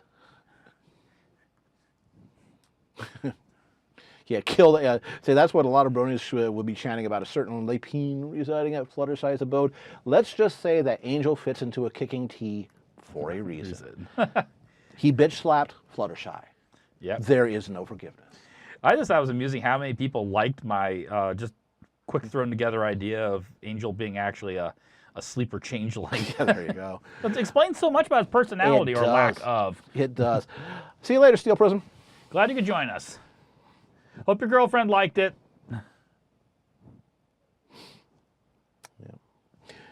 Yeah, Bugs Bunny there were so many good musical Bugs Bunny cartoons. Rabbit of Seville, What's Opera Doc, both of which won the Oscar. Animated short, if I remember correctly. Best animated short, Now I'm imagining Minerva Mink dressed as Brunhilde from the Bugs Bunny cartoon. It'd look more interesting. Minerva, be my turtle dove. You're the one I'm dreaming of. That was Wilfred T. Wolfe. Yep. He was a wolf wearer. When the full moon came out, he turned hunky. What does Dusty say? We are watching you. Please go ahead. Yeah. We have. I love this picture so much. Pinky Tracer is awesome, says Pinky Irrational Pie. Yeah. That actually coming up pretty good. I was like, okay. Went back and forth with the person. Okay, how did we want to do certain things? Did we want to do this? We want to do that? And I was like, okay. Yeah. How much time do I have? I got about 15. Oh, I'm further ahead than I thought. I got 15 minutes to work with. Yay! Yeah, it is my weapon, Kato. It is my weapon. I deploy it only for fun. Now, God, what was the name? There was another Bugs Bunny cartoon where he ended up basically going to war with this opera singer that did not like Bugs Bunny's banjo playing. Oh, yeah. I know what you're talking about. Yeah, yeah.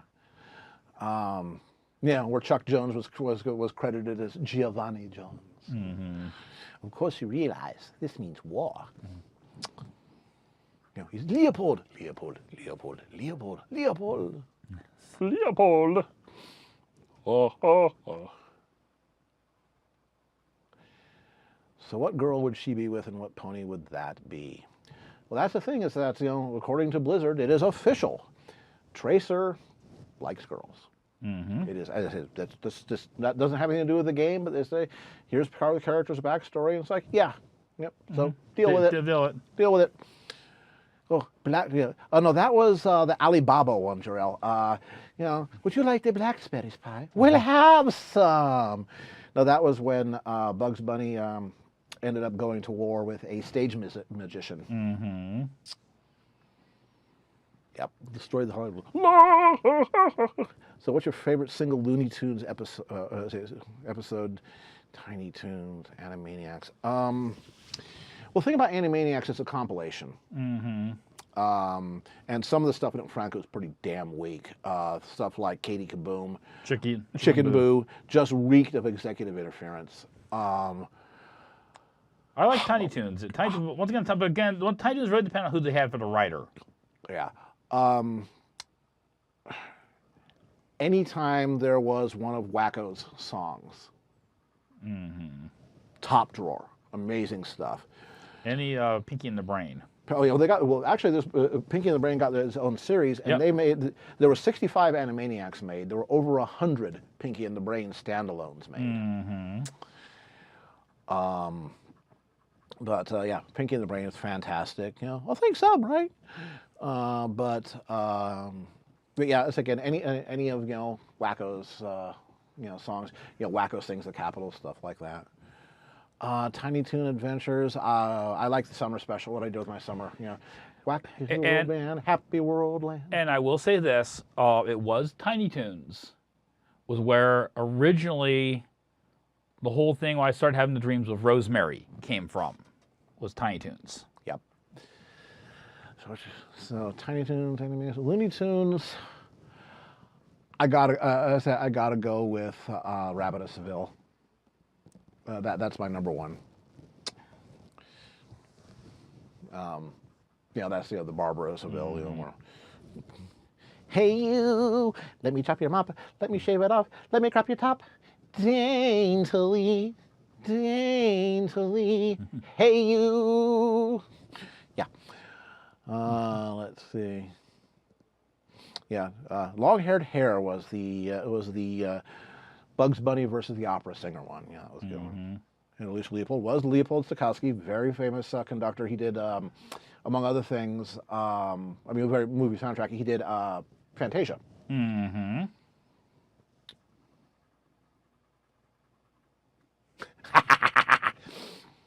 I am here to torment you.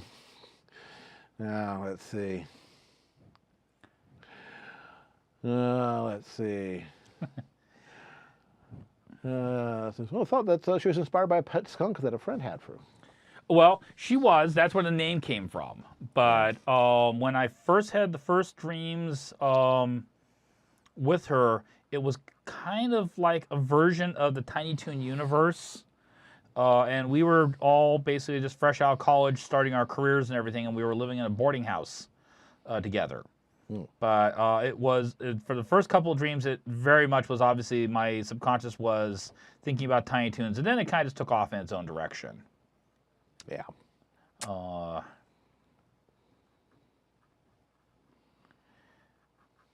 And it got a lot less slapstick and just more slice of life-ish. Yeah. Let's see. But I did have a painting instructor who had 2 pet skunks. One, which she'd had the glands removed, and that was Rosemary. And one she got too late, and they couldn't do the operation to remove the glands, and that was Phosgene. And I learned an awful lot about skunks taking pain classes from her. Oh, that was a visual we didn't need. What? Yeah. Yeah. Now, so we are gremlins from the Kremlin. That was one of the wartime ones. Yep. Yeah. So which, by the way, some of those are public domain now. Mm-hmm. Because those were done for the U.S. government. Looney Tunes are very possible. Bugs took Nimrod from being a great warrior. You know, there was actually, I think, a British plane named the Nimrod, to being fully pushed. What a Nimrod! Yeah.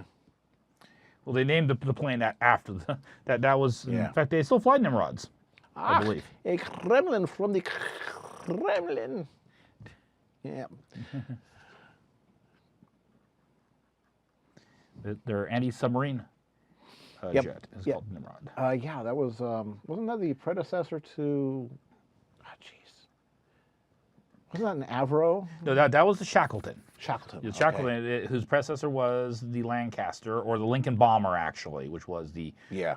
successor to the Lancaster, and they kept those things in service until the early 90s. And they had still some of the same radar they'd had in the early 50s, late 40s. All right, but you know what I'm going to do now? What are you going to do now? What I'm going to do now is I'm going to say thank you to somebody because I got to make sure I get this one in. Yeah, that's right. 'Cause guess what, folks? It's that time. It is time to say, We have a sponsor. The sponsor is University Art. and I will not sing that because we want them to stay our sponsor. That's right. Thank And we you. want people to keep watching the stream, too. Yeah, that does help. Now, University Art is a high-end art supply and framing shop with outlets in San Jose, Redwood City, and Sacramento, California. They have some of the best art supplies in the world available, sold by some of the best art supply store staff in the world, because all of them are artists. None of them are on commission. They will sell you what you need, not what the most expensive thing is. It's fantastic. We love it. You know, museum quality framing. Your art will look great 100 years from now, even though you might not. You know, and again, they have all the workshops, they have all the demonstrations, they have all of the craft fairs, all of the good stuff that makes it more than an art store. It is also a community. They occasionally lend us some of their employees to show up on the show, like Jaya King, who does encaustics, which is essentially hot wax pigments, blow torches, etc. And you get to see her 2 weeks from now because she's going to be on the show. Yeah. You got to be here, and she is more energetic than the Pinkie Pie that is being drawn right now. So you got to show that.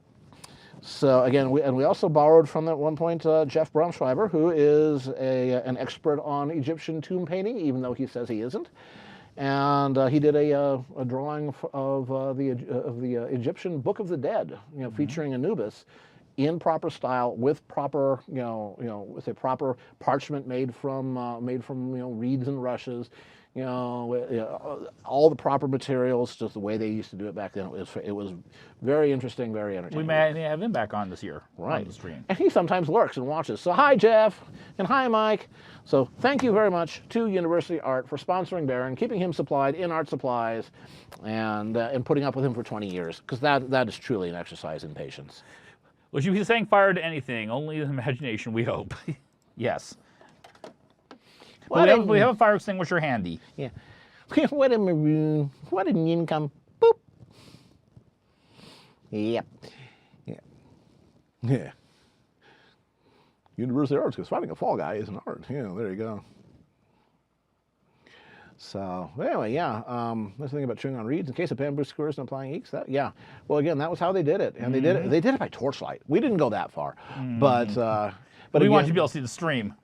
Right, but again, he used the proper pigments, etc. It was on parchment that was made in the traditional way, And in some cases, they didn't even use torches. They used polished bronze surfaces, and reflected light down into the tombs to avoid getting soot on the walls. Yep, exactly. Just a very careful set of mirrors. Oh, geez, what was his name? Kind of like the scene out of The Fifth Element. Light. Exactly.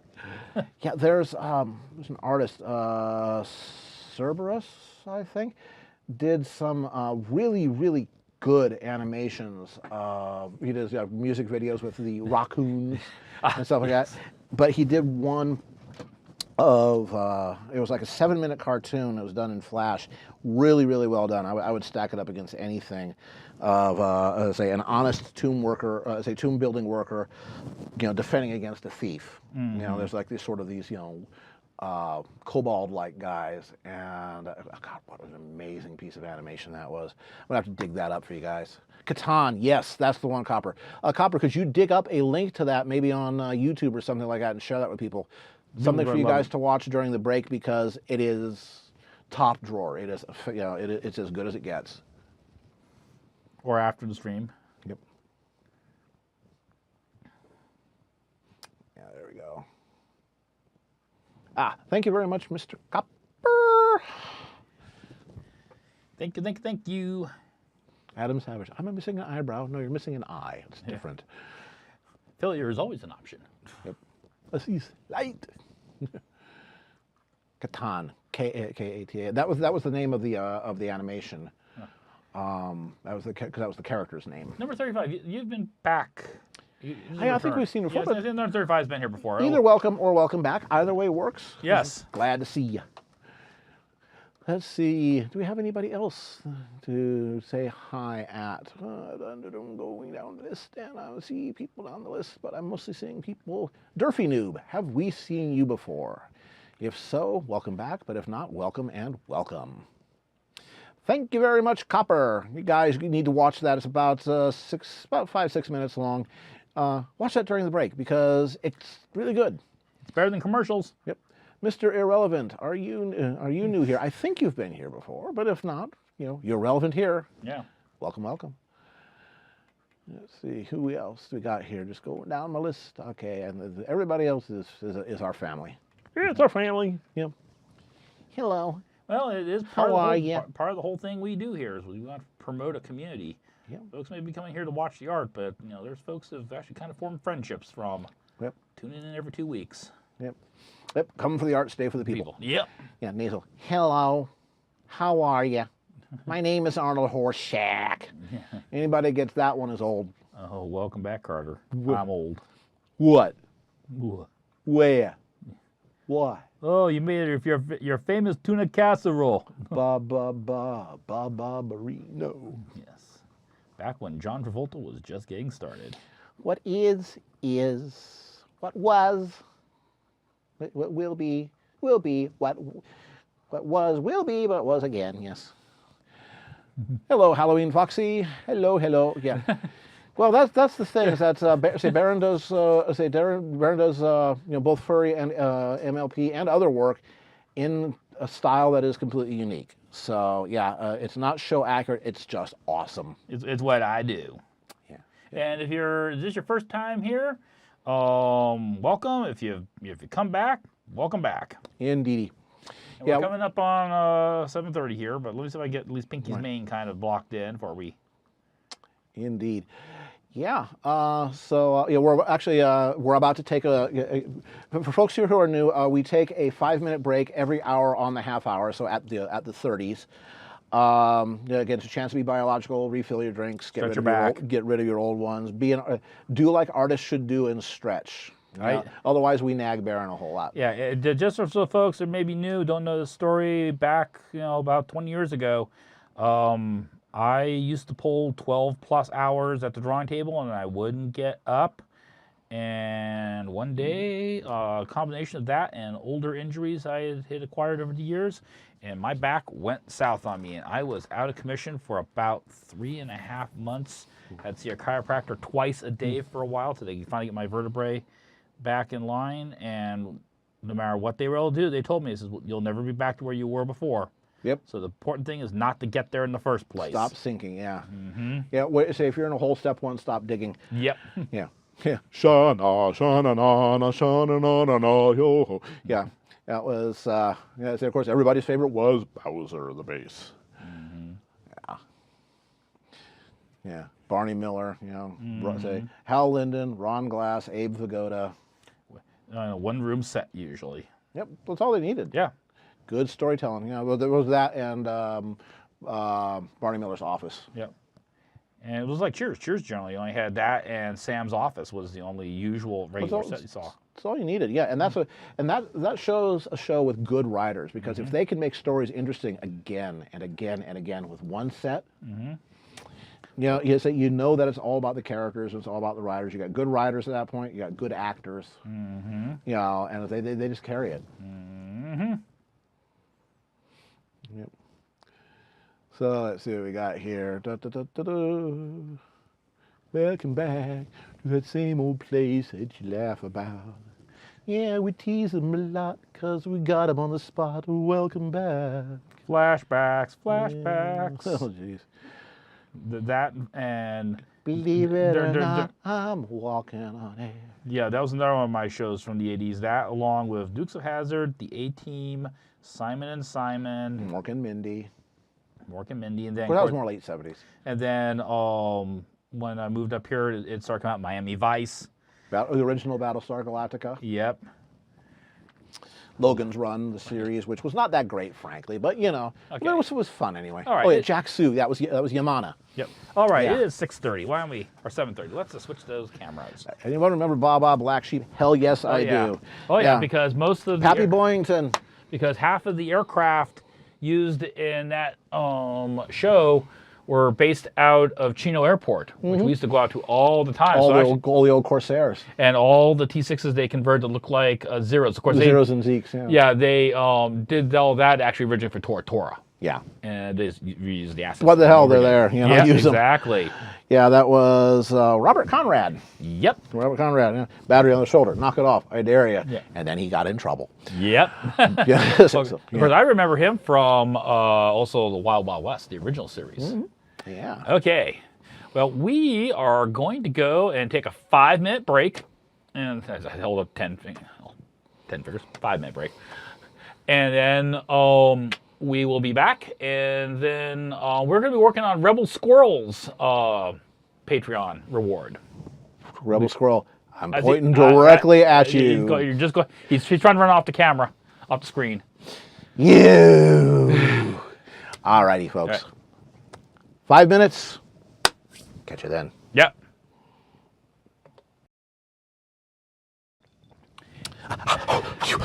And this man actually ran downstairs, picked oranges, squeezed orange juice, and this is why he's an awesome dude.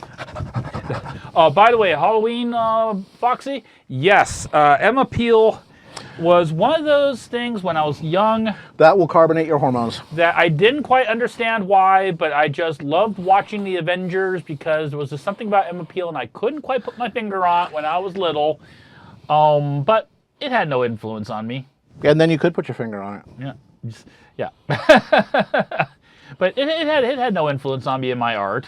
No, No, nothing at all. Dr. Engel's leather in a spray. Yeah, no, nothing at all. Yep, just completely back to normal guy. Yeah. All right. So we're going to be now doing another Patreon reward. This one's going to be for Rebel Squirrel. Rebel Squirrel. And I'm going to state right now, I'm not going to be able to finish all of Rebel's piece. We're going to get this one started. Rebel knows it's going to be a fairly complicated piece, but we're going to get laid out. There's a lot of elements in here. There's going to be a character, there's going to be a machine gun, and there's going to be a car. Yep. That's one or two things, yes. Yeah. Well, he's got a few months he's built up, so we're going to basically... Oh, is this going to be like, I'm going to guess, another Gangster Octavia? Nope. This is going to be his Jennifer Sherwood Ah, okay, picture. yeah. With Okay. the Stutz Bearcat and... Oh, that's right, you were mentioning that earlier. Yep. All righty. You know, so as Baron stocks up there. Yep. Yeah, this is the world's fastest tequila sunrise from scratch. Yep. 100% organic. Now, it really, really helps to have an overachieving orange tree in the Yep. backyard, and the orange squozer was still out. and Yep. like, yeah, orange juice everywhere. Oh my God, you know, face, you know. Just another day in the, Yep. in the farm. So we go back to over here, and I'm going to push this right here because it Yep. says draw partner. But no. All those pictures I draw, patina, rosemary, and heck, even ponies. Yeah, there you go. Yeah, you add the carpet. And oh, by the way, Rebel, when I was out today doing some homework and collecting some reference on Stutz Bearcats, I was very amused to come across, because we were talking about the whole thing of course we have, Stutz Bearcat. I think you can see this on there. But I actually found a Stutz that someone went and actually put a Vickers machine gun on the back of it. So I thought that was kind of hilarious. It's perfect. It's to take care of those tailgaters. Yeah. Well, we've been talking back and forth about a picture of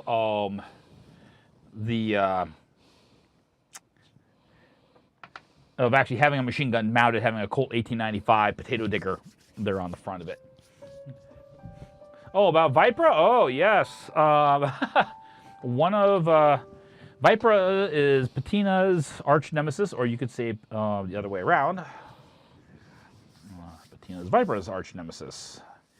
And she is in the dictionary under the phrase, the one your mother warned you about. You know those men your mother warned you about? Yeah. I'm them. Yes. All of them. Yes. She's the woman your mom warned you about.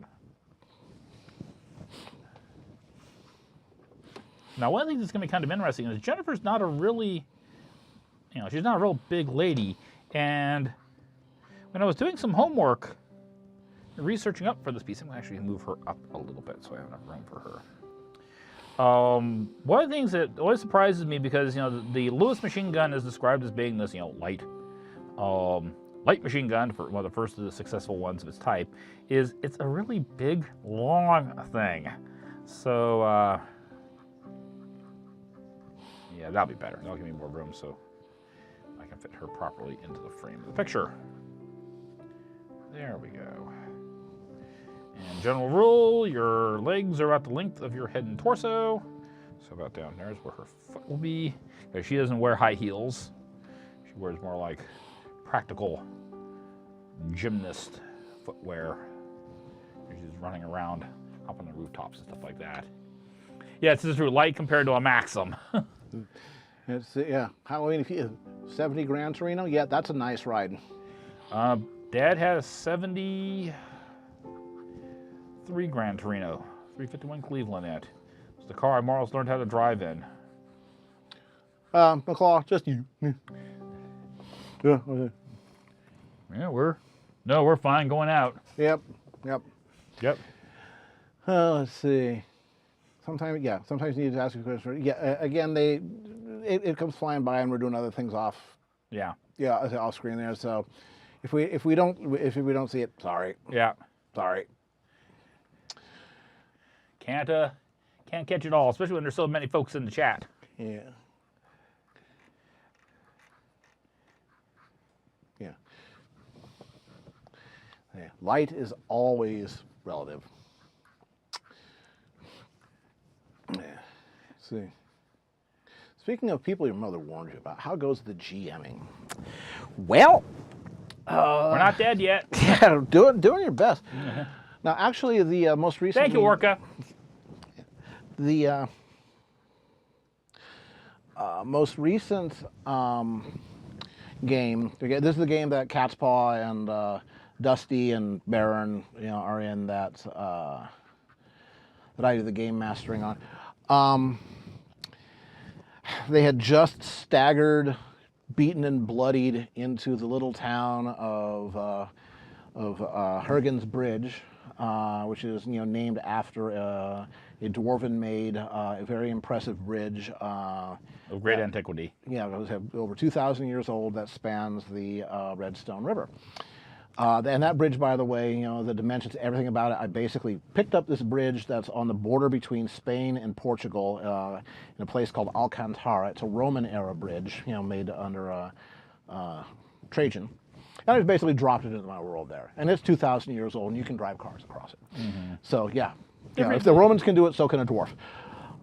That's right. And so anyway, they staggered into town. Emphasis on staggered. Yeah, and say the local, it's a town that's a little over half dwarves, and the rest of them are various races. Mostly human, a few Varg, basically the wolf dudes. Say one or two Ursa, the bear dudes. Mm-hmm.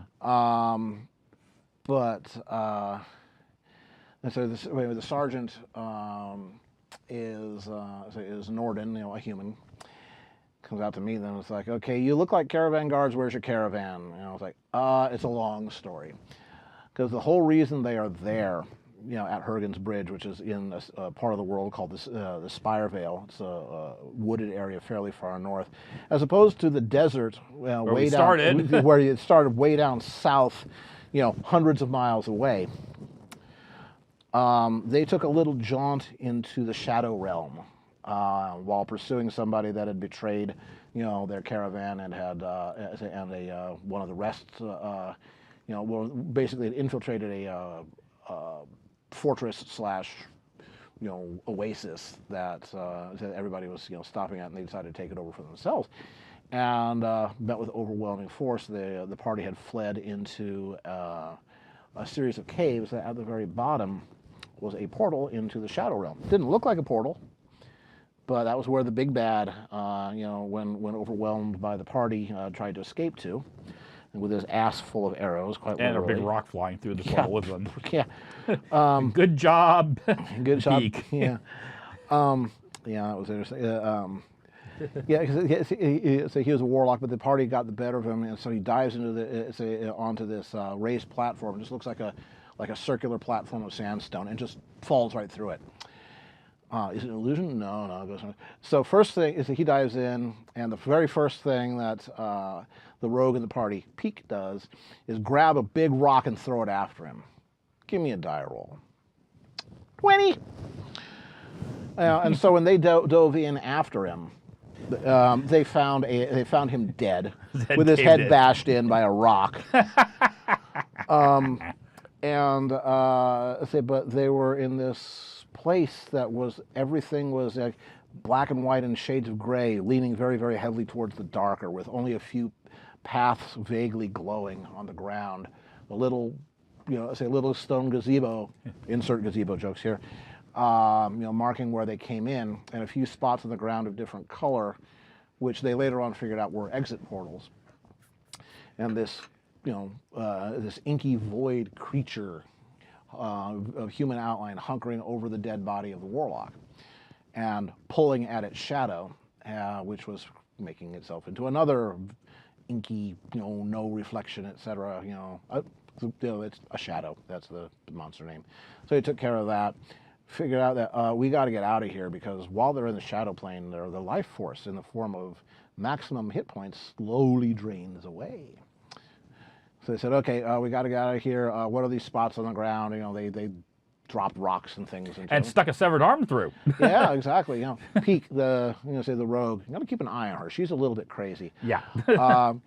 Lopped off one of the arms of the dead warlock and just used it as a probe. Oh, it's fine. She's a little bit weird. Yeah, a little. Yeah. Chaotic, crazy. And said, okay, well, we'll go one that's vaguely green, because that reminds us of forest. Because the other one was vaguely blue. Oh, that sounds like water. And the other one was very whitish. Oh, that looks like ice. Oh, that one looks like desert sand. Clunk, clunk. Oh, that one's not actually a portal, or it's closed or something. Yeah. So they decided to go to the forest and dropped literally onto a grassy hillside in the middle of a clearing of the forest, and tumbled down to the bottom. They had been going nonstop for for 24 hours of fear and combat, and adrenaline. And remember, these are all started off as first level characters. This was their first real fights. 16 to 20-year-old kids for the first time, fighting for their lives, finding out what it's like to sprout an arrow between your shoulder blades. Hey, that kind of actually hurts. Well, more importantly, we lost basically, Braden along the way, because he was kind of our anchor, our wise senior. He's the NPC. Yeah. Yeah, he was the NPC, but he was the the combat veteran and our leader. So it was like we lost him too. Yeah. Well, again, besides, you're the players, you have to lead. Yes. But he had to take care of the civilians. Yep. But so anyway, they start making their way through the forest. They had a vague idea of where they were. They had a ranger. Yeah. So that would be this deer dude, played by this Baron guy. Mm-hmm. And so they're making their way through the forest, and they hear cursing in Dwarvish. and they find a bunch of goblins, which in my campaign, they're not like orc types, they're fey creatures. They're from the realm of fairy, and they're not very nice. Not the prize bulbs either. Yeah, not really, no. But a whole bunch of them, like almost 20 of them, had basically treed a dwarf, except he was up on a stone spire, for which the Valley of Spirevale is named. There's these little tiny Devil's Tower type things, and taking a pot shot at him with bows and arrows every time he showed his head. One of them had found a mound of giant termites, giant meaning 6 inches long, and was plucking at the warrior termites and throwing them at him, so once in a while get this, giant biting, insect mad as hell, and so the party decided to rescue him. It's like, it's scary. They actually for a moment were saying, should we leave him? It's like, oh, is it going to be this kind of game? Yeah, but they decided to save him. Well, nothing else. My character Cedric. I'm a ranger. I'm supposed to I'm supposed to save. Well, I'm going. I don't know about you guys. Yeah. So they saved him, and found out. And almost killed ourselves in the process. Yeah. Dropped 2 of them to 0. It was great. You guys at the time were 2nd level, so you're a little bit crunchy. And again, Catspaw's character he's sort of the tank of the party. He's a Varg, that's a wolf dude. He's a fighter. He's sword and shield type. Meat shield, meat shield meat. Keep talking. You're hand posing. I'm just talking. Okay, that because I want to make sure certain parts of the gun aren't clunking in the back of Jennifer's head. Yep. Plonk. Ow. Yes. And so dwarf, perfect solution to the problem. Yep, okay, there keep you going. Keep going. Yay! Solution. Yeah. And he confirms I just north of Harrigan's Bridge, and okay, we kind of thought that, and so they stagger eventually into town. He had been traveling from a dwarf fortress to the north, Kol Kazad, I believe it is. And had he was traveling with a bunch of basically beer and whiskey. He was actually trying to see the world, but might as well make some money on the side. His whole shtick is he's an NPC. His whole shtick is he wants to see all the great dwarven works of antiquity. He's a historian. He's also a cleric, cleric of the dwarven war god. Which means that him and Dave can talk about nerdy history stuff. Exactly. They stagger into town, and that's the start of the game there. And at that point, it was, as they basically just face planting, and it's like, I say, where's your caravan? If you're a caravan guard, it's a long story. It's of course, now the sergeant's like, okay, what are these people? And they finally got out of them. It's like, we basically fell from a hole in the sky. It's like, 1 league north of town and maybe a quarter league off to the east of the road. Okay, get the idea. It's like, this is not the first time he's heard of that. People falling out of the sky. It happens all the time around here. Yeah, exactly. Nothing but trouble. They should put a sign of falling adventurers. Yep, exactly. So most of last session was basically people taking stock of their situation, catching their breath. Again, several of them had been reduced to 0 hit points at one time or another, so they were aching. Yeah. Dusty's character's a bard. He ended up singing for. Hey there, Horseshoe. Hello, Horseshoe. Or Horse, I should say. I'm doing a Patreon reward for Rebel Squirrel, and both hands hold weapon. Now she's gonna be slung over her shoulder, and what I'm gonna do is I'm gonna have her holding the drum magazine in her other hand. That way, I don't have to worry about the drum banging her in the back of the head. Waiting to reload. Yes. Yeah. So most of the game last time was, for lack of a better term, housekeeping. You have to do that every once in a while. Not a whole lot of combat. In fact, the only blood that was drawn was the one. Yes. Yeah. So again, Dusty's character is a bard, and so he's performing his singing and stuff. So now I'm going to show you some tricks. He juggles some daggers, and he says to Cedric, Baron's ranger deer character, come up on stage. Hold very, very still. Starts hanging stuff from his antlers. Don't move. It's part of the act. steps back, covers his own eyes with with a Supposedly a blindfold. with a blindfold. He's like, "It's okay, I can see through it." Yeah, it's like, "But you're still gonna throw daggers. Don't move." Okay, Dusty, fine. Give me a roll. 2. He rolls a 2 on the dice. So it's like, okay, right between the eyes, hilt first. Right between the eyes, bonk, raises a big old welt in the middle of his forehead. Hey, it's all part of the act, folks. It's all part of the act. That was so Dusty. Yeah, I want to get Thatch up on stage and Show him the. yeah, here, put this Let's apple. play on, William Tell. We'll put an apple on your head. I'll shoot this bird blunt at it. Yeah. Actually, better yet, hold it in your teeth. Yeah, Okay, hold my head to the profile from like No. this. No, straight on. yeah. Now, I guarantee you, folks, that this apple will not be harmed. Yeah. They're saying with absolutely no blood drawn from me. Yeah. But a bruise he'll remember for a while. Yep, and Cato says, will that Lewis gun have its barrel shroud? Well, it looks like it. Yeah, it's gonna have it. And one of the things is that, like I say, they are big. Let me see if I can find the ref because I actually grabbed a picture of a British Yep. reenactor Yep. holding one of these things, and it's like, wow, they are. Not small.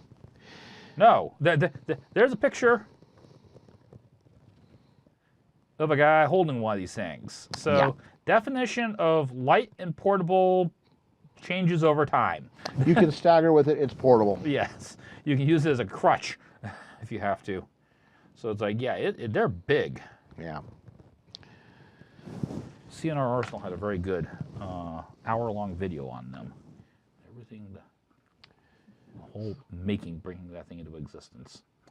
Let's see, so what else happened besides Dusty almost say trying his best to kill his ranger?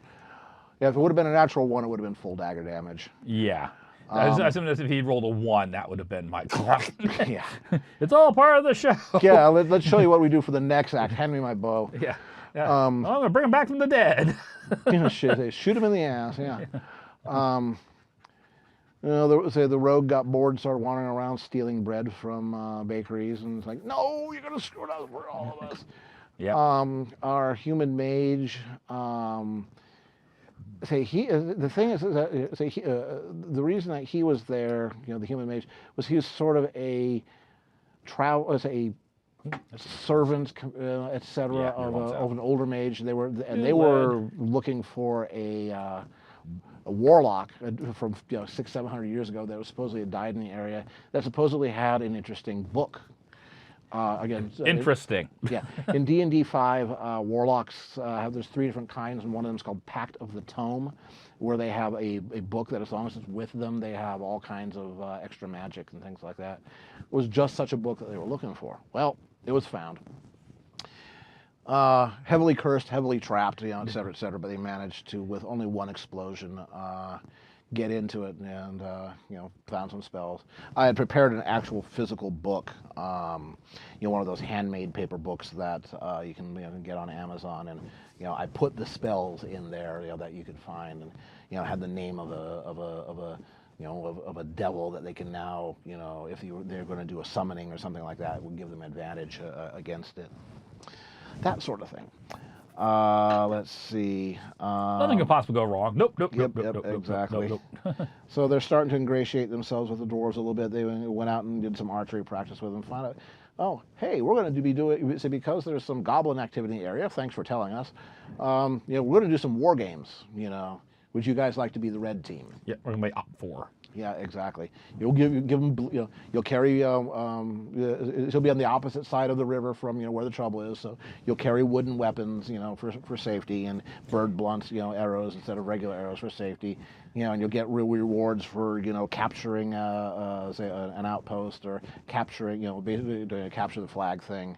And of course, they're not going to tell the other the dwarven soldiers. It's like, no, let's see what they do. And of course, because don't worry, we'll be doing on this, and this will be going on, and it should be all fine. And we're going to have wooden weapons. So I am pretty damn certain we are going to get attacked by goblins during the middle of this war game, because That's what happens in these kind of campaigns. I guarantee you will not be attacked by goblins. The dragon. Got it. No. Now, I say you guys ain't even 3rd level yet, so I'm not going to do that to you yet. Maybe when you're 3rd level, you'll get an ancient red dragon. Woo, boy. No, Yeah, we play with those nifty little crossbows they have mounted on top of the bridge. they have the top of the bridge on the is on the towers that the bridge rests upon. They have these platforms that have these they have the gatehouses rather, and the gatehouses on top of the towers of the gatehouses have these big Roman era ballista. Basically they shoot telephone poles. I say, why do you need those? For the dragons. What do you think? Oh. But yeah, we'll see what happens. We'll see what happens. But I guarantee you will not be attacked by goblins during the war games. Undead from another dimension. Well, that's you guys are undead for the other dimension. You guys all died, didn't you know? I didn't die. You sure? Yeah, I took a lot of damage, but Are I you didn't. sure? I'm positive. Are you sure you're not actually dead, and this is just No, you're in the afterlife, and you're My antlers would be buzzing. My dad told me that. Okay, there you go. That's one way to tell if you're dead. Is your antlers start buzzing. Yeah. That's because the great spirits telling you it's time to head off to the hunting grounds. Yep. I'm sure that they will all be carrying their real weapons, or at least one of them with them, regardless. Just because if you're not that paranoid, I haven't been doing my job right. Right. But I think I've been doing my job right. Mm-hmm. So. But anyway, yeah. So that's how it's going. We got. So the party has had a chance to stop, take a breath, sell some of the junk that they had accumulated. Okay, they're not rich by any means, but as long as Dusty, his character, keeps, singing for their supper, they've at least got that. So, it's a chance to say, holy crap, that's what combat's all about. This is what being an adventurer is all about. Oh, that hurt. It really hurt. Well, at least for my characters, I'm going, yeah, this is what all the stories about, and all the guys would come back from patrols and everything and sit around the fire and talk about this stuff. It's like, yeah, this is cool. Of course, I'm 16 years old. I can walk things off. Hey, Carew. I can't walk off now. Yeah, it's your first time here, Carew? I think we've seen you before. I think Carew's been here before. Carew from Ferrymuck. Ah, I remember. Yes. I remember the days of Ferrymuck. Yep. Oh, geez, that was a long time ago. Many, many, many years ago. Oh, geez. It is heavy. It is about 26 pounds, if I remember correctly. Is that with or without the water in the jacket? It doesn't have a water jacket. It's air cooled. Okay, that's. It has a big set of aluminum fins inside there, and the idea was that the muzzle is back here. When you fire it, it actually draws air through the jacket, which helps cool. Well, that's clever. Yeah, Lewis actually came up with a fairly good idea with this. It was ahead of its time in many ways. It was also interesting to find out that this bulge here at the bottom, what they had in there is actually a clockwork, because they wanted to get the spring away from the barrel and the gas tube and everything, so it wouldn't heat up and lose temper. So they put this wound up coil spring down here, and there's a gear and pinion mechanism that basically moves it back and forth and provides motivation energy. I say CNR Arsenal did a really great video on this. It's one of the reasons why I do give them $1 a month. You get some good historical reference stuff, which has been very, very handy for things like working on Rhone. Okay, yeah. There we go. So Caspar says that Gray is still feeling a little traumatized. It's like, well, yeah. One of the shadows, stuck its claws into Gray's chest cavity. Tried making him another one. Yeah, exactly. And I think he failed one of his death saves before they were. Well, yeah, because that's when I used the inspiration I had collected. Right. Yeah. So. Right through Celestia at the problem. Yeah. So he had, the icy cold claws of an undead past his rib cage, rattling around, it's in his lungs and through his diaphragm and scratching at his heart. And it's like, that's not an experience that they really prepare you for. Yeah, you're going to wake up in a cold sweat from that one a few times. Yeah, and again, Gray's what, 16? Yeah. Yeah, so that's a hell of a way to get introduced to the harsh realities of adventuring. Yeah. Oh, so, no, my fun was with the giant scorpion, or the big scorpion that gave me a hug with its claw. It was an owie. Much owie. Yeah, Ari Carey says only a fur could carry it with style. I disagree. Antonio Banderas, Uh-huh. the most beautiful Spanish woman in the world. No, if you take a look at Desperados, like, oh, yeah, he wasn't handsome. He was pretty. Yes. Yeah, but You had a thing for him, if I remember. he was very cute. But Now he's a very dignified looking middle-aged man. yep. Well, actually, he's older than me. Yeah. Yeah, he would say he's aged better than, lots of folks, like Yeah. say Rutger Hauer. Oh my God. Yeah. He was beaten by the same ugly stick that they beat Rod Stewart with. But Yeah. I had an idea that these were big. I wasn't certain whether or not Lucas had made them larger for the movie, but if you watch Star Wars, especially the original New Hope, a lot of the stormtroopers carry MG-34s and Lewis guns as the heavy blasters, especially at Mos Eisley. yeah. The one that was trying to set up on the tripod. Yeah. Oh, that, yeah. Okay, man, lock your weapons. So, going in to get Han Solo and Luke and Obi-Wan as they're getting on the Millennium Falcon. They're carrying them. Yep. Yeah. Crass joke time. Yeah. Cat saw Gray's old enough to bleed. Yeah. Never mind. Nah, so you guys are all adults in your world, and finding out that this is how grown-ups play, and they play for keeps, don't they? Hey, and I'll say this much: at least when we were out doing the target practice, Leto finally started hitting things. Yeah. That was the whole thing. Is he had that, Leto is our human sharpshooter. Mm-hmm. Archer, and the dice just cursed him. in combat. I was actually doing okay there. Whereas when we were at the butts, I was like, well, I'm not doing so hot. Yeah. But hey, when it really matters, I hit things. Does it bleed? Yeah. Well, if it bleeds, we can kill it. Yep. Yeah, so we'll see what happens. We will see what happens. I mean, let's say we have the game next week. Dusty will be out, but he'll be singing for you guys supper. Okay, so we're gonna still have a Yeah, session? I think we're gonna go ahead and do the game. Okay, alrighty. Wasn't sure about that or not. I ain't got time to bleed. Yeah. Got time to duck. Woo-woo-woo. Got time to duck. Yep. Is that barrel lined up with the receiver? Not yet. Guys, still work it out. It is a little bit low here and a bit high. I'll tweak that a little while. One thing I usually will do when I do something like this, and I actually skip this little step, is I'll take it and I'll go whoop-a-doo, and I'll draw a line. Yeah, right down the middle. We'll say, okay, So that's that, then through the back of the receiver, same way. Yeah. Yeah, we go through there, to there, comes to there, to there. Okay. So I need to kind of adjust the jacket downward here. But it is also, comes up pretty high. It's actually higher than the top of the receiver.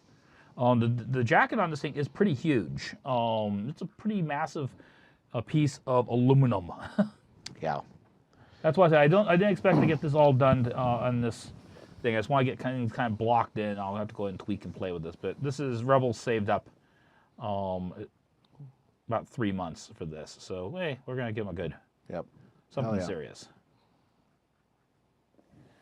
So to make it worth this thing as a patron. And actually, now's the time to do a little bit of plug for that. I know a lot of you who are tuned in are actually patrons of mine on Patreon.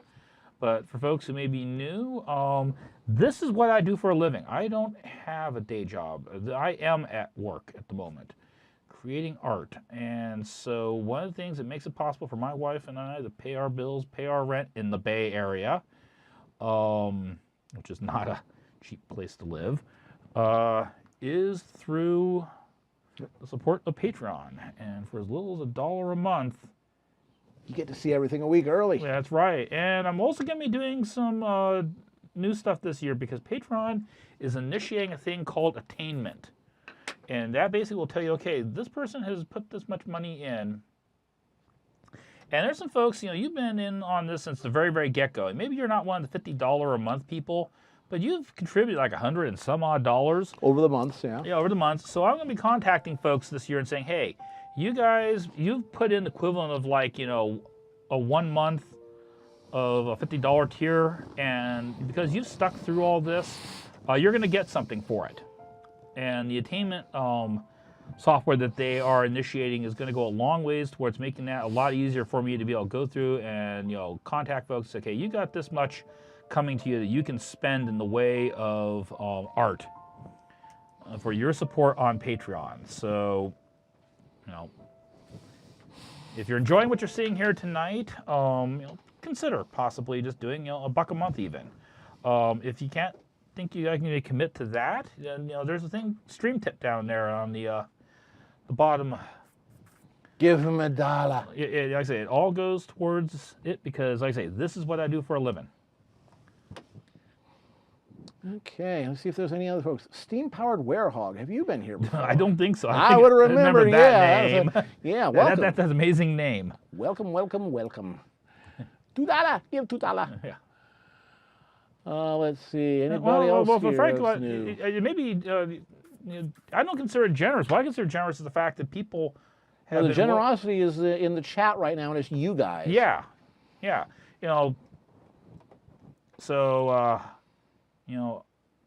I'm doing this for you guys. Yep. And so I want to be able to give something back for everything you've done. Because to be quite honest, about 4 years ago, I was starting to think maybe I was going to be one of those guys who just never quite was able to do what he had gone to school and basically spent most of his adult life preparing for, which was to be a professional illustrator. And Patreon was one of the things that made that happen. So I am very, very much in debt to the support I've gotten through Patreon. Okay, let's see. What else we got here? Yeah, Karu, don't worry. Don't worry about it. Don't worry about it. Don't put yourself out. If nothing else, Karu, if you're enjoying this tonight, tell your friends about it. Tell them about the stream. We do this every other Saturday. Tell them about my Patreon. Tell them about my DeviantArt. Follow me on DeviantArt. We're on Twitter. Signal boosting is in of itself a form of support. Absolutely, absolutely. Kaku, I think we had a couple more folks here. D Sketcher, have you been here before? If so, welcome back. If not, then welcome. Saying good luck with the issues on Picardo. Apparently, just a few people are having problems with it. It probably depends on how you're connecting. What your ISP, what they do to get to Patreon. Also, are you running HTML5 too? Yeah. So again, it's not universal.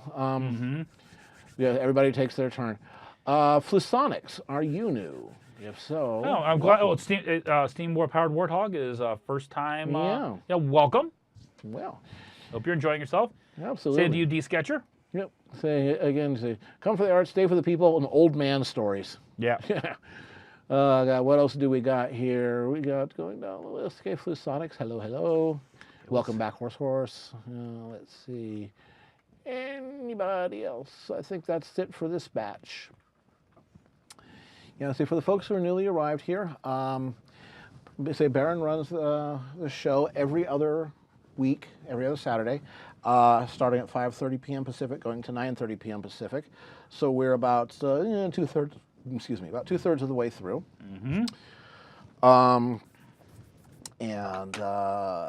Again, we take a break once every hour on the half hour, so that's like at 5:30, at 6:30 to 7:30 to 8:30. So we're going to take a break in about 15 minutes. It'll be about a 5-minute break, a chance for you to stretch, refreshen your drink, go potty, that kind of thing. As if you've had plenty of drinks, now is a chance to relieve yourself of those drinks. Yeah, there you go.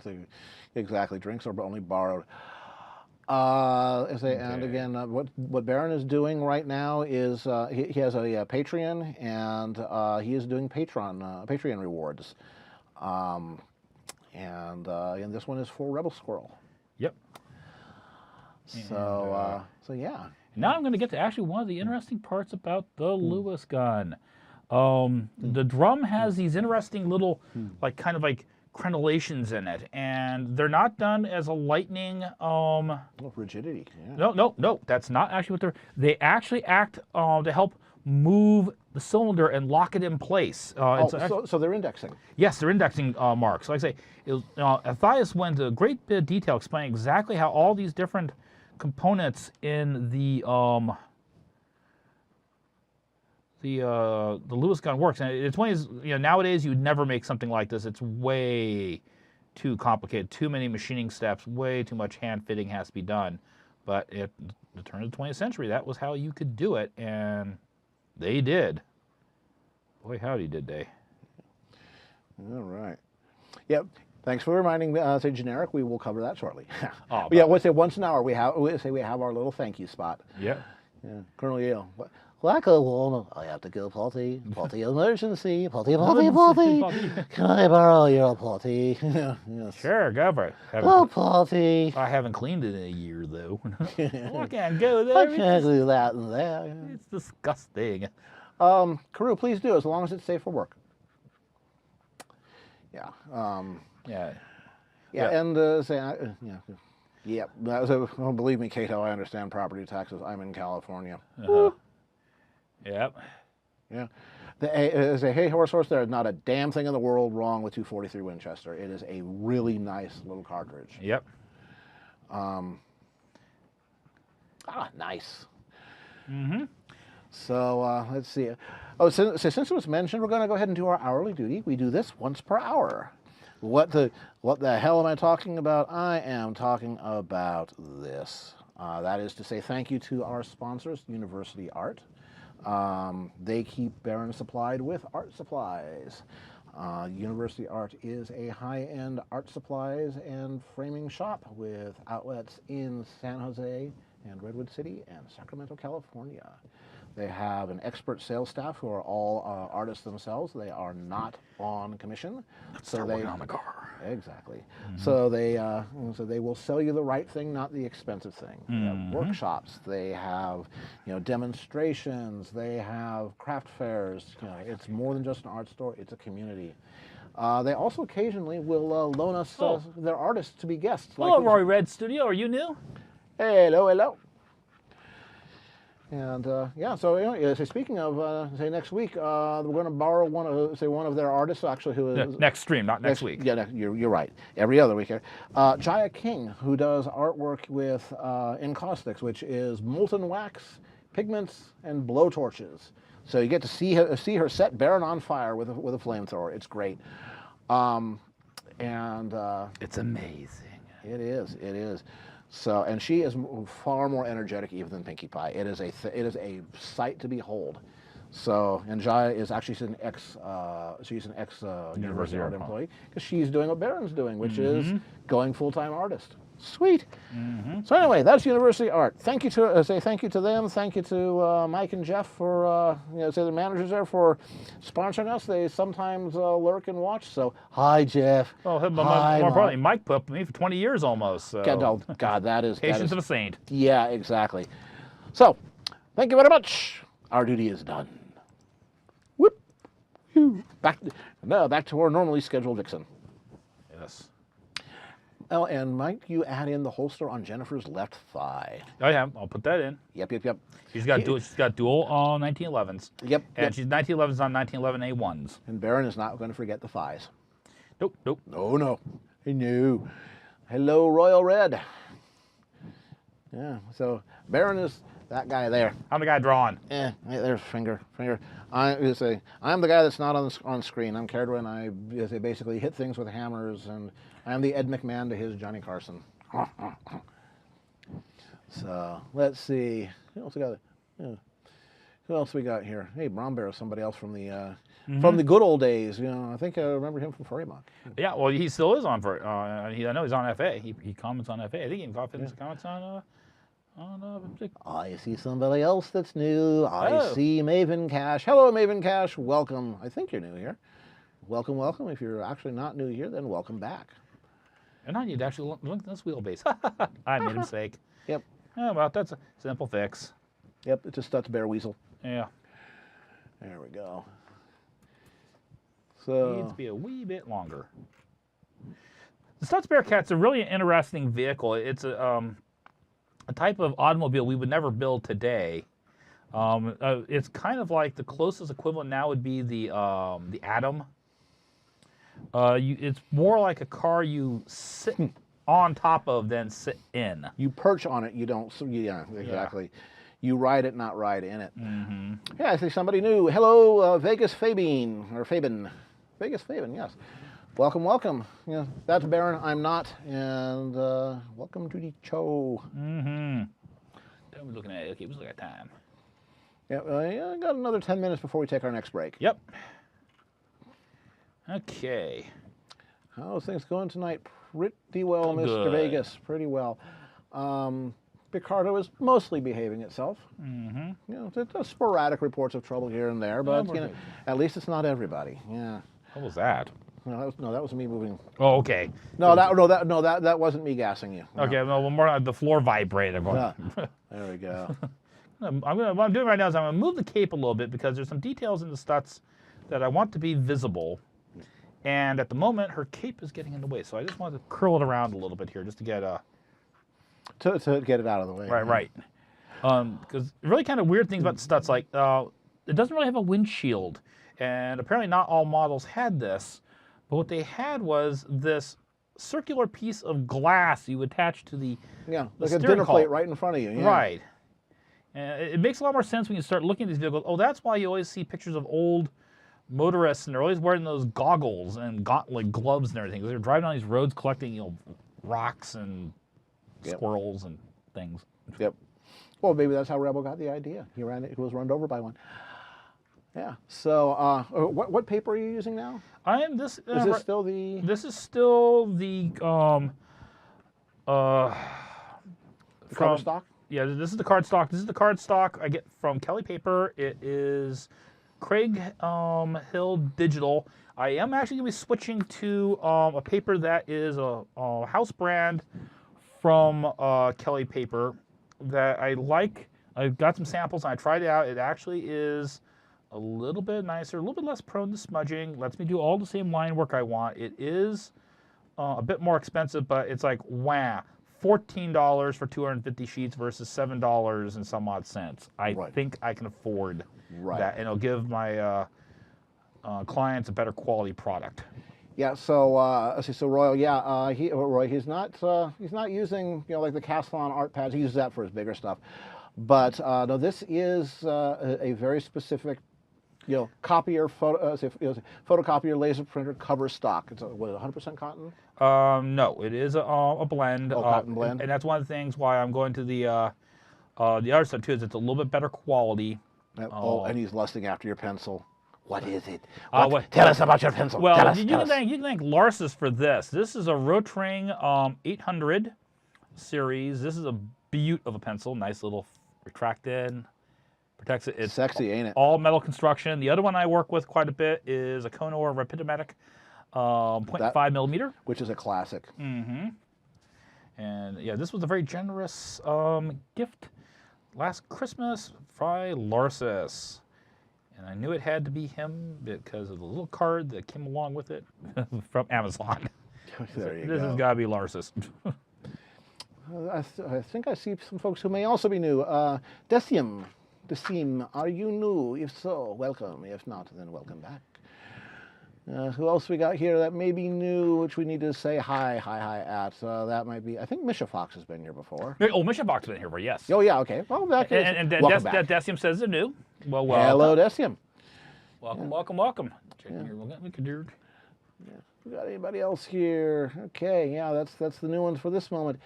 Yeah, say for the folks who are new, we do take a break every hour on the half hour, which means that at 8:30 our time Pacific, about 5 minutes from now, we're going to take a brief break. 5 minutes just for being biological and stretching and refilling your drinks, that kind of thing. So be prepared for a 5-minute break in about 5 minutes. Complete with music. Yep. Yeah, speaking of music, you'll occasionally hear horrible things like. And an hour or so ago, you would have heard him playing Dusty Cat, the manliest brony, who is off in New Zealand at the moment, riding motorcycles around the island Maybe I'll play and chasing hobbits. Playing we'll play a little bit more guitar at the start of the next hour. But yeah. So who else? Everybody else new. But anyway, yeah. So welcome to all folks here. Again, we do this every 2 weeks. Next show is going to be on March 3rd, and we're going to have a guest artist. Her name is Jaya King. Does encaustics, again, molten wax with pigments, flamethrowers. It's blow torches literally. I'm not kidding here. Yeah, and we'll see if they can set my house on fire and melt Baron like a crayon. And she can have a spiritual reunion with your wall hanging again. Yeah. I have an alpaca tapestry type wall hanging that she likes to rub up against. Oh, so I know what to get her for Christmas. Yes. But no, she is a hoot too. She is incredibly energetic. She makes Pinkie Pie look absolutely Maud Pie in comparison. Woo boy. Yeah. But she'll be here, and she has some really cool techniques. And I think she's going to do another one of those transfer techniques. Well, I'm still going back and forth confirming that, unless you've talked to her. Oh, yeah. She said she wants to do something like that, and it looks like you had the one piece that was just begging for it. Yes, the one I did for McAllister. Yes, yeah, just begging for it. Of the Wonderbolt shooting the lightning bolts. Yep. Hanky. There's a difference between a Rembrandt woodless and a Walmart art pencil. Oh, yes. Yeah. Yes. Oh yeah. Oh yeah. Yeah. Oh yeah. If you want to see Jaya's head explode, you say, "Can you just melt crayons then?" And you will get the best stink eye you have ever seen, the best dirty look. If looks could kill, there's a smoldering ash pile. It's great. Yeah. It's great. Push her buttons. She's funny. So, And she's got her own OC pony now. She's got Encaustica. Her name is exactly. It's a flamethrower art. In fact, I'll probably do a piece of artwork as kind of a promo for Encaustica coming back on the air. I'll do the wooden spoked wheels when I get home. I want to set that up correctly and everything. Well, we're not doing this. Let's remember to put that other Colt 1911 on that other hip. You got it. Bromber wants to know, how long do you normally let the Gamma Sol do its thing on your pencils? It's more or less instantaneous, isn't it? Yeah, it's more or less instantaneous. Now, there are some cases where I will... Only if you spill. Yeah. Yeah, I will wet the brush and let the brush sit for up to 10 minutes after I'm done applying the Gamsol to the brush and just let it kind of evaporate. Because sometimes you just need just a tiny little bit of it to actually get the desired results. It's, depending upon what type of technique you're looking for, it can be quite a thing. And I'll probably be doing another color pencil demonstration after BabsCon. I'll probably come on again, maybe just doing one that's a little bit more like, okay, we're going to walk you through some drills. And if you guys have color pencils at home, I might even kind of give you guys kind of like, okay, here's something you can download and print out and then transfer it over to like a piece of Bristol board, and we can kind of walk people. Coloring book. Yeah, basically anyone who wants to kind of get, a remote instruction, I will kind of try to walk people through it so they can get an idea how you do this. So does anyone wants to know, what was Encaustica's cutie mark again? Encaustica's cutie mark is a flaming honeycomb. Yeah, because it uses beeswax. Yep. Yeah, you don't want to use paraffin because it can do things like ignite. Yeah, and we found out doing some tests because we were curious. No Prismacolor pencils and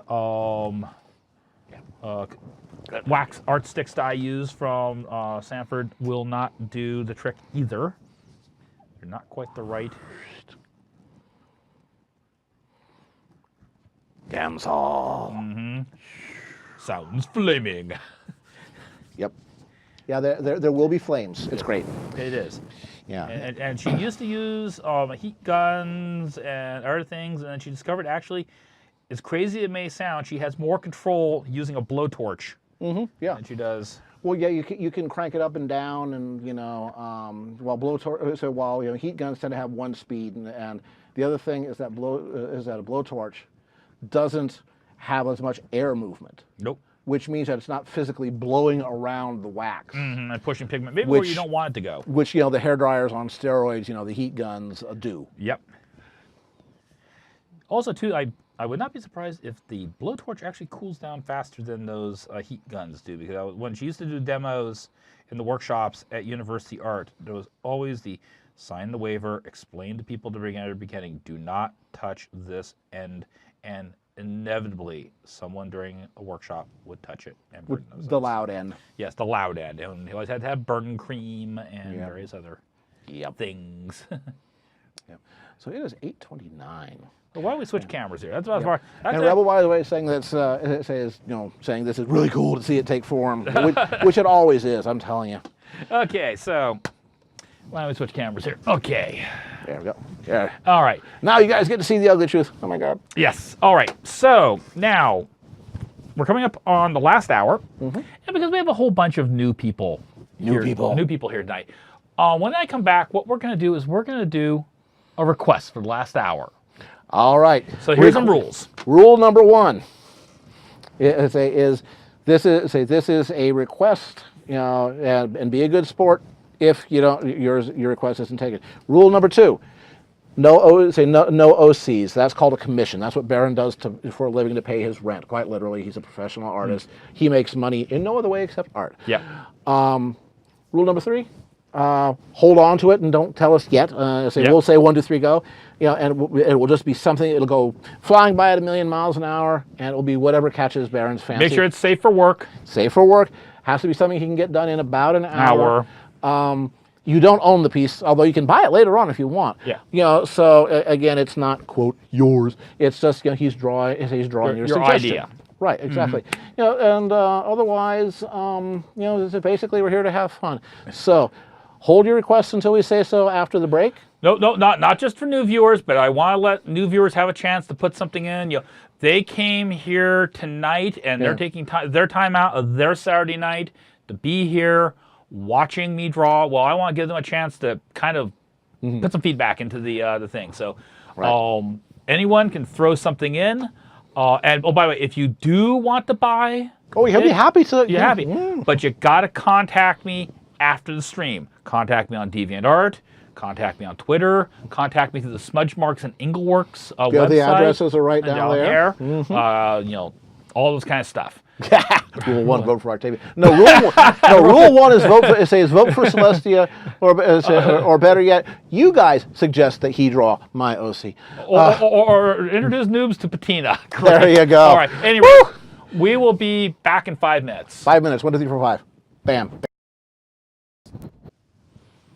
We are indeed back. For the final hour. Test pass, Orca. Test pass. All righty. Yeah. Now, Orca, now we see you. Yes. All right. So back for the last of the 4-hour segments. Then we're going to go eat Jamaican jerk chicken. Amazing stuff. Oh, and we've got these really amazing orange cranberry raisin scones. Yeah. One of our roommates is a damn good cook. All righty, folks. So last hour, we are going to do a request. Here are the rules. Not your OC, because that's called a commission. He gets paid for that. This is a freebie. 2, safe for work and has to be able to get done in an hour. 3, be a good sport if your request is not taken.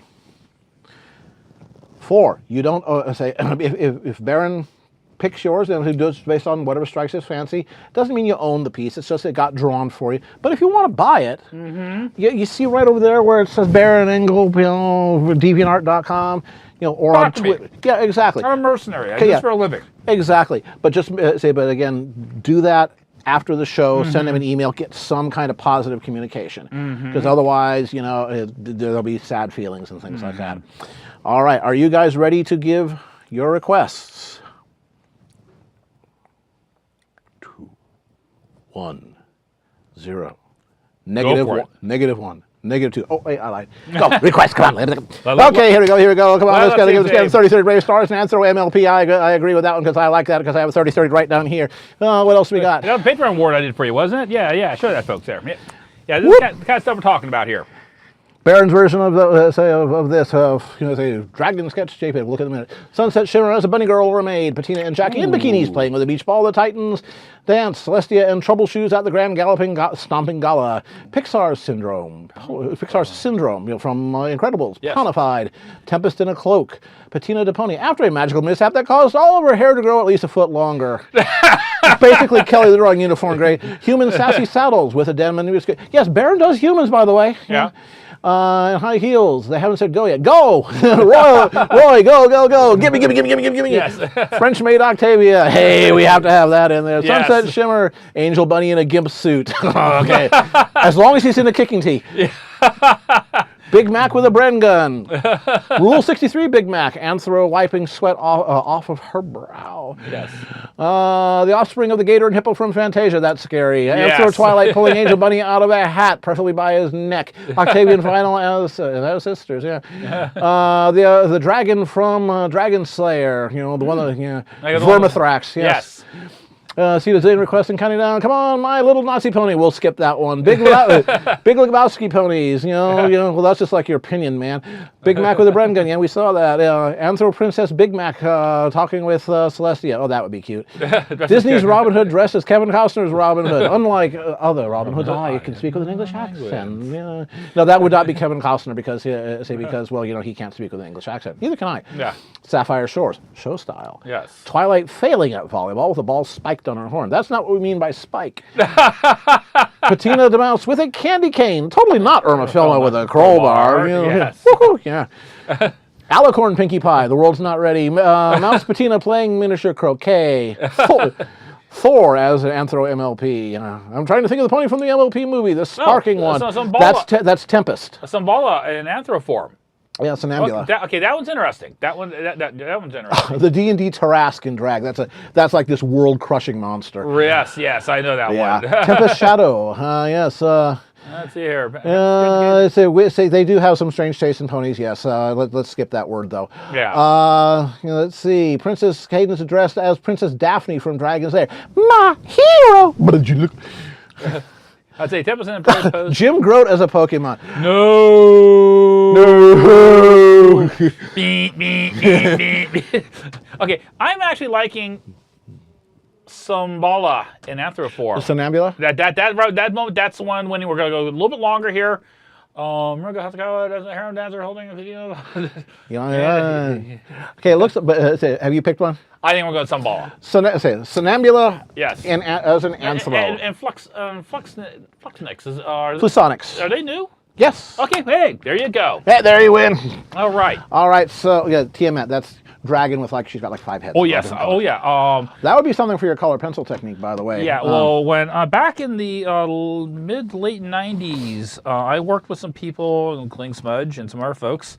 We were doing a pitch for a TV show called The Adventures of Antiquity. Yeah, I remember that. Yeah. Yes, and I was probably going to end up being the voice of Tiamat because I could do all the voices of the different personalities, including the one that was in the middle sane, and the one who was the psychopathic murderer, and the other one who was the interior decorator. Yep. Oh, by the way, folks, just a side thing while Baron is getting ready and pulling up some Nambula reference.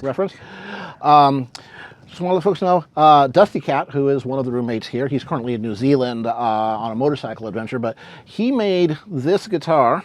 Yes, horse, we settled. Indeed. So this is going to be auctioned off. That's true, Prow. Sorry. Yeah. This is going to be auctioned off at the BabsCon charity auction. Dusty made this himself. So again, reshaped. It's a reshaped Fender Stratocaster Squire, but with massively upgraded electronics. It's really nice sound. I can make it make terrible sounds, which I will do. But again, nice little. You notice the fret markings, etc. Nice little Rainbow Dash. This is Rainbow Dash's guitar from Rainbow Rocks. So yeah. Let me turn this up here and show you that even a shitty guitarist like me can make it sense. Yes. Okay.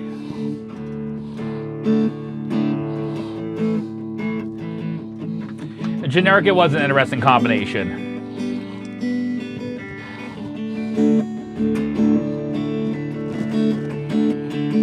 How do I want to do this? We're doing this in landscape.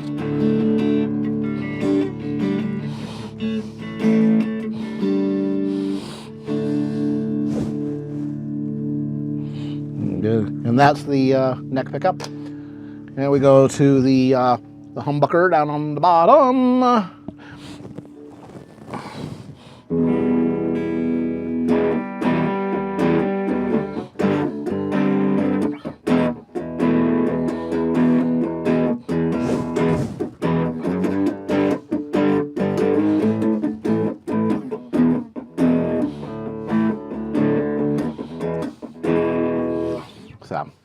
Anyway, like I said, there's people who can play guitar. I'm not really one of them, so. And this guitar will be at the BabsCon charity auction in late March, early April. So if you're at BabsCon, this piece will be going towards a good cause, and I'm going to have a piece of original artwork in the auction too.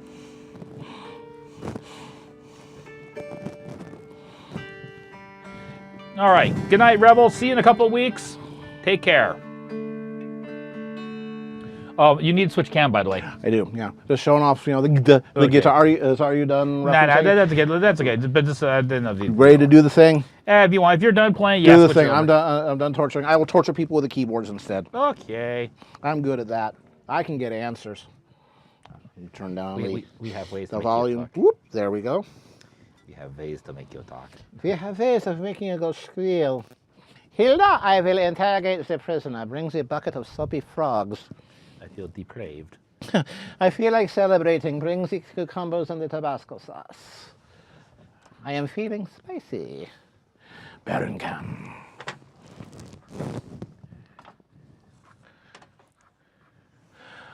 Au revoir, Squishy. Au revoir. Hasta la vista, maybe. All right. See you again, Scotia. There's one funky talk on that Strat. Yeah, Dusty modified that as a Fender Squire, Stratocaster Squire that he modded to make it look like Rainbow Dashes. Yep.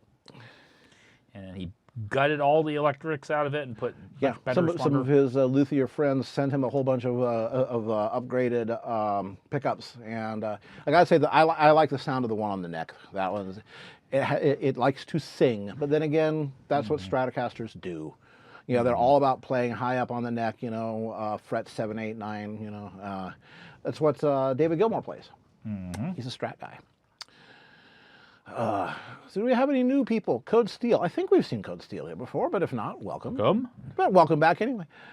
Who else do we have? Hey, Kiberi, welcome back. Let's see, anybody else going down the list?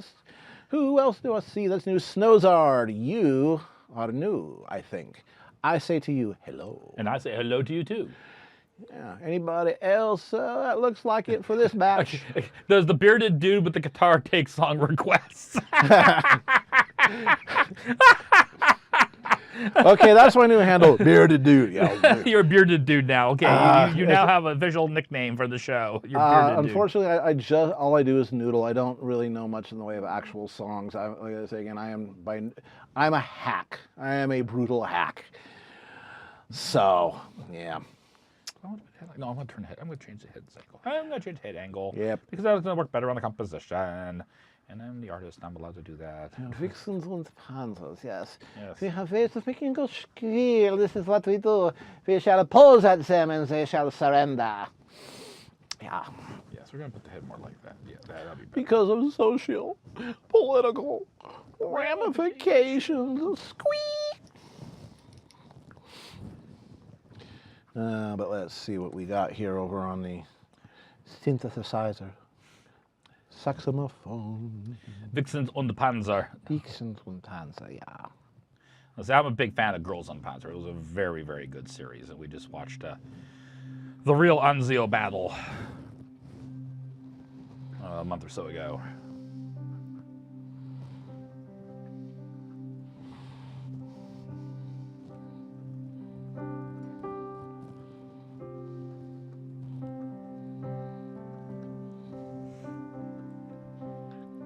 Hello, Rainbow. 1 plus 4 plus, I'm going to say plus 16. Rainbow 21.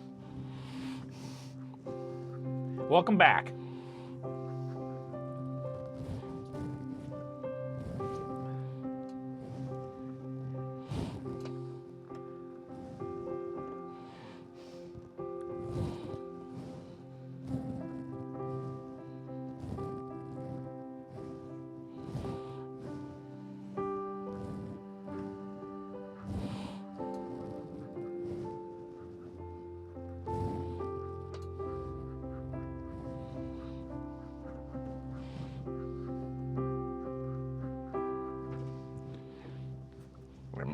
American and her beer. Yeah, holding the beer. Yeah, hold the beer. You can't do that. Holding the beer. That is the way of it. Yep. Not sure which came first. Maybe Tank Vixens was inspired by Ace of Spades. Actually, Tank Vixens came second because Segarra did the thing on his own, and then Paul Kidd got a hold of it, and then woohoo, off it went. Yeah, things are prone to do when Paul's involved. Having worked on a couple projects with him, boy, can things take off in directions. Yep. So, Colonel Yeo, tell us about this Iron Harvest thing. Yes. Yep. Yeah. Yeah, there was a lot of stereotypings in the Anzio, but it was very, very funny. And it has some very good characters still. Some good characters that you kind of cared about. Brown Bear, yeah, that's the persistent rumor that Usagi Yojimbo is going to get a TV series. Yeah.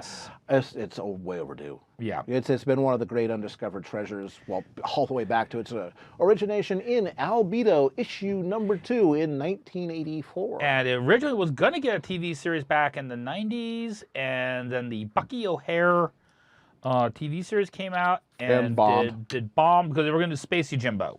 Yeah. And the whole idea was, well, if that with a rabbit failed, then this is going to be a dud too, and they killed it. Yep. It's because it's a bunnies. No, it's because it was crappily done. Yeah, badly executed. But that requires too much advanced thinking to say, oh, it was because it was badly done. But on the other hand, they have a point that maybe the public would never give it a try. Oh, it's going to be another one like that, so therefore it will be bad. I don't know. Yeah. Hollywood decision makers, I don't know what goes into their brains. Well, actually, I do know it's chemicals. And also, too, it just maybe that might not have been the time in the 90s, 20 plus years later, and who knows? Moods have changed. Who knows? I mean, we've had Samurai Jack and other things like that come out of nowhere and change everything. Yep. So. Alternate history. Oh, almost kind of sounds like the 1990s anime Kenshin Core, which was kind of interesting because it was mechs, vacuum tube powered mechs for the electronics, and it was actually kind of amusing how they handled that because you'd see these scenes where guys would like open up racks of there'd be like 30 or 40 tubes in there, and what you found out is you only need 1 or 2 tubes to actually function. All the rest were redundant in case it blew a tube.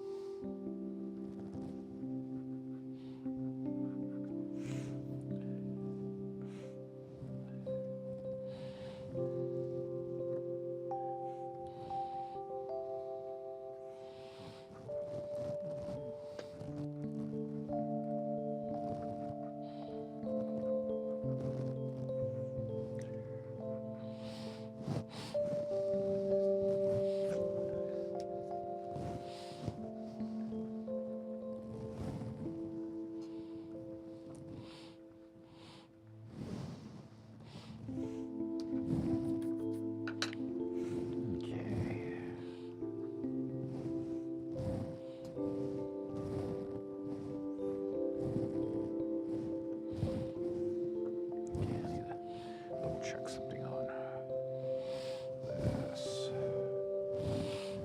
Okay, make sure I get that off in right. Weaponized steampunk is awesome. Yeah, absolutely. Okay. Real-time simulator, real-time shooter rather. Looks to be spiritually inspired by company heroes. Hopefully with a better behaved community. But then again, that's not setting the bar very high, is it? Yeah. Brown Bear, I could try, but again, I know very few songs, particularly pop music or themes from movies, because I just don't watch that many these days. Give it a shot. Is this a commission? This is a request that's being done. We just threw it open and everybody said, hey, draw this! And Baron said, that looks cool. I'm going to do that. Yeah. Okay, I need to get her Yeah. a bit more. Yeah, Baron will do requests, maybe every 2 or 3 shows. He'll throw the doors wide open and see what happens. Mm-hmm. I'll just do this. And like I said, we had a whole lot of new people here tonight, and I wanted to give, for folks who decide to take a chance and tune in and watch 2 old guys sit around yak and one guy draw and another guy pound on the keyboard, You know, give him something as kind of a thank you.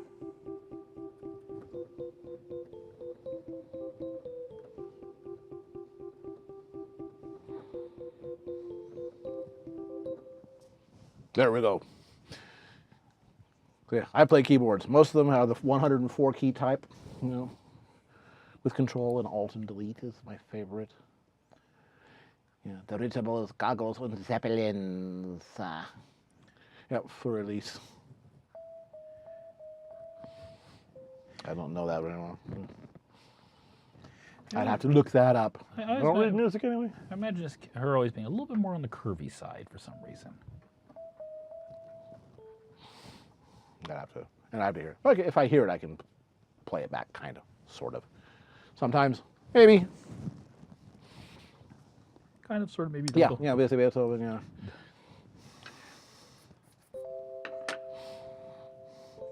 She was shorten that up. I need to get that in. Oh, that Jamaican jerk is really starting to smell good.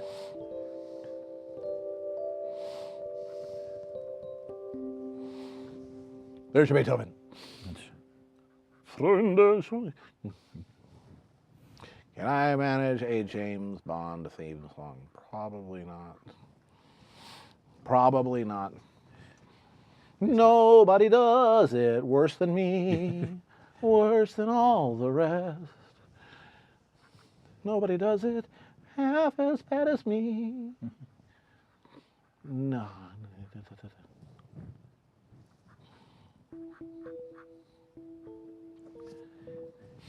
Now, I have the flying trilobite pin. There we go.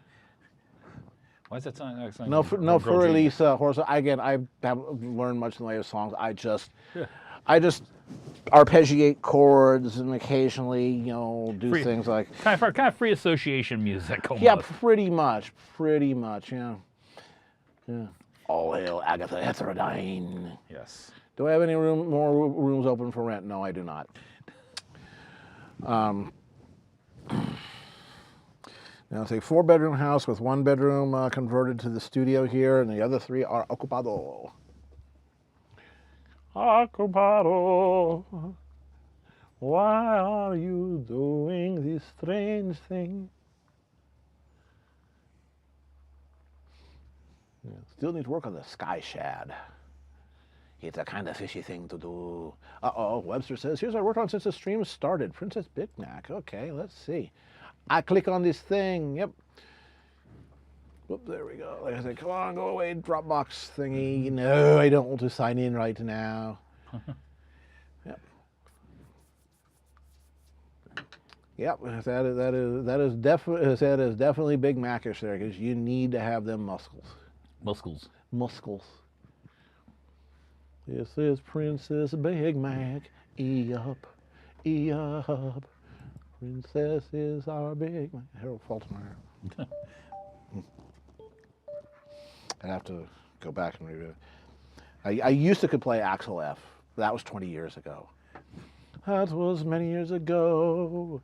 I doubt if anyone would know. When they used to have a show. Yeah.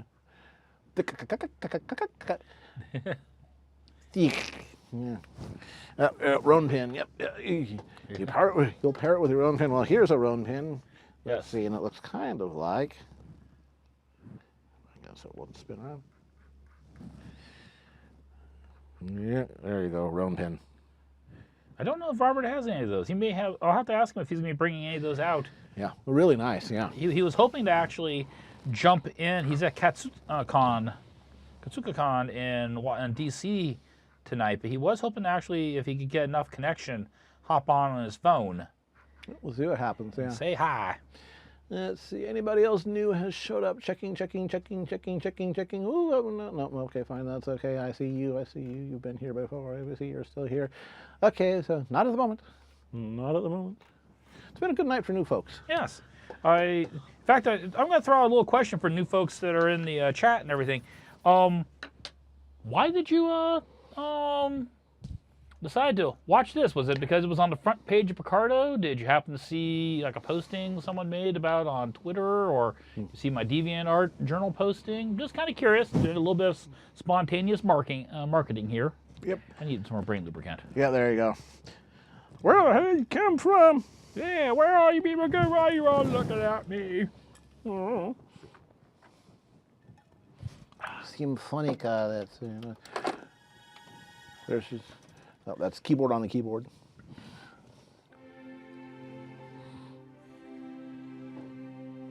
So, that, I have a synth and I have an electric piano. Yeah, we're aware of that, Nazumi.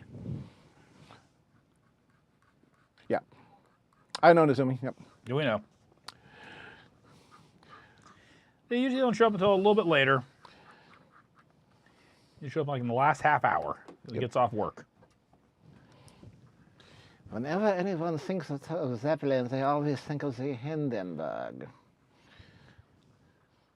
Okay, front page. Logged into Picardo, sign on the front page. Okay, fine. All right. And traditional art, yes. Yes. Front page, but would have found you for the pony. Yeah. Actually, the Picardo folks themselves kind of like, you know, the fact that Baron does traditional artwork and has a pretty good audience. That would be you guys. Yeah. So they will stop in once in a while themselves, and In fact, I will going to have to send information to Sebastian, our marketing manager, about the fact that we're going to have Jaya back on, because they like to actually kind of unusual art forms. promote that. When Jeff was on, they kind of promoted that. Yeah. So. But one of the things they have comment on is the fact that you guys, the guys who tune in every week or every other week and watch this, they're very impressed by how this community conducts itself. Yeah, exactly. So pat yourself on the back. But don't hurt yourself doing it. No, you've earned it. Yep, exactly. I think I see somebody new. Hello, Cavix. Have you been here before? If so, welcome back. But if not, then just plain welcome. My name is Baron, the guy drawing, and the guy talking to you is Caredwin. I'm the one that abuses people with a keyboard. We'll abuse them some more.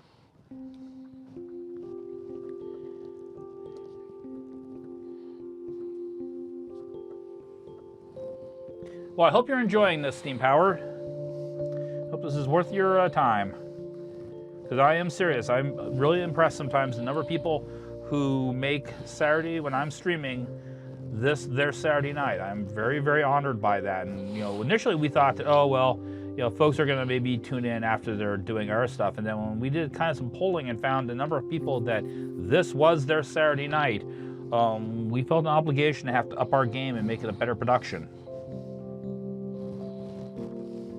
Curve that muzzle a little bit more. She's got kind of a cute little curved muzzle. And now the big question, how exactly am I going to handle this outfit, and what am I going to add to it to keep this a safe for work drawing? Because Sambala is really not wearing a whole lot. Well, again, as long as certain things ain't showing, you could always put like a little patina plushie in front of, her. Oh yeah, And Patina would love being put there. Let's see. What else we got? Yeah, traditional art.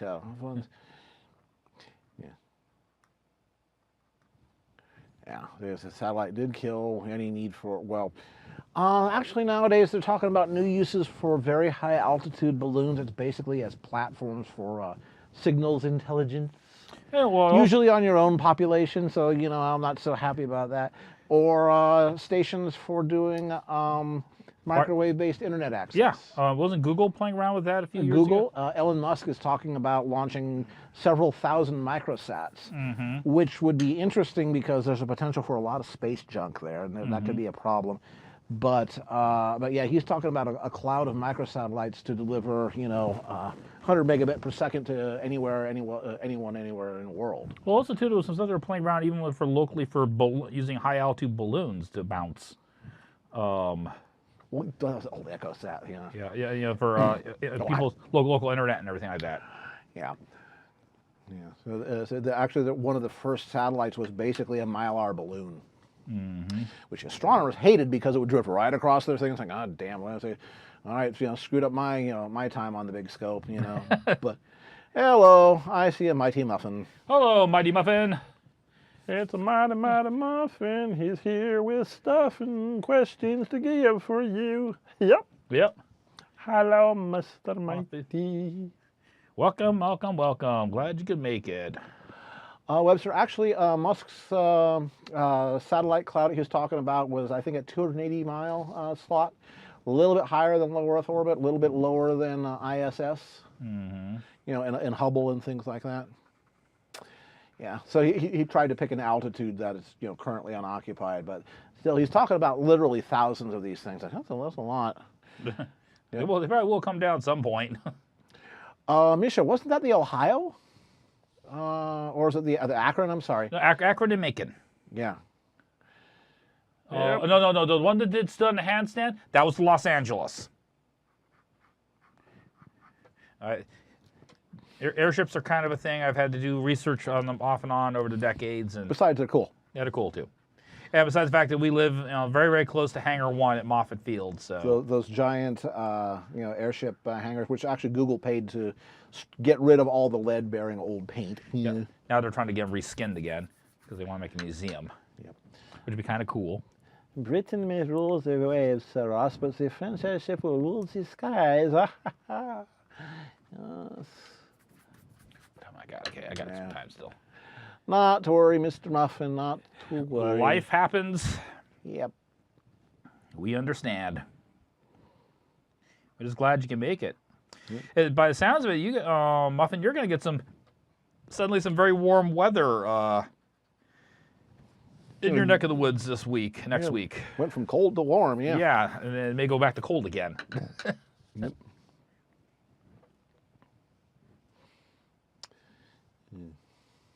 Actually, there's some folks that are using dirigibles right now to do things like logging. Moving logs from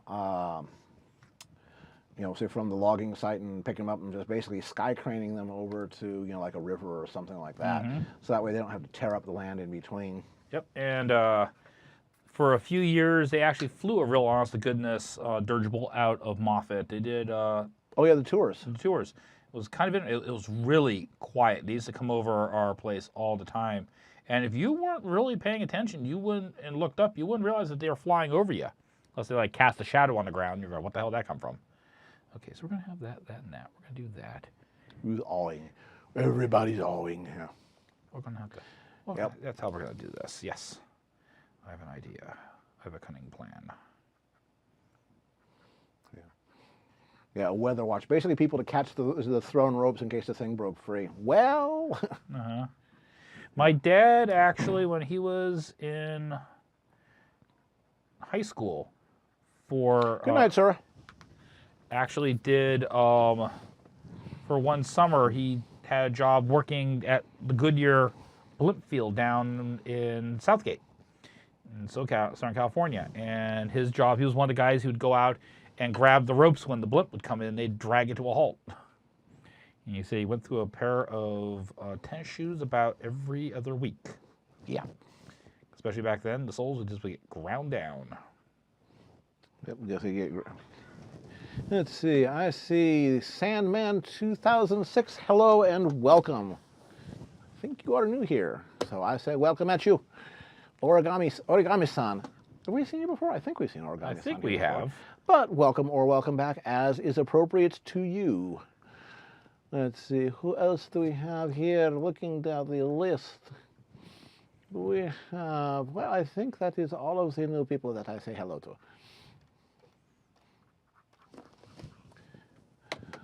So here's a question at you all. How many of you guys watch Critical Role?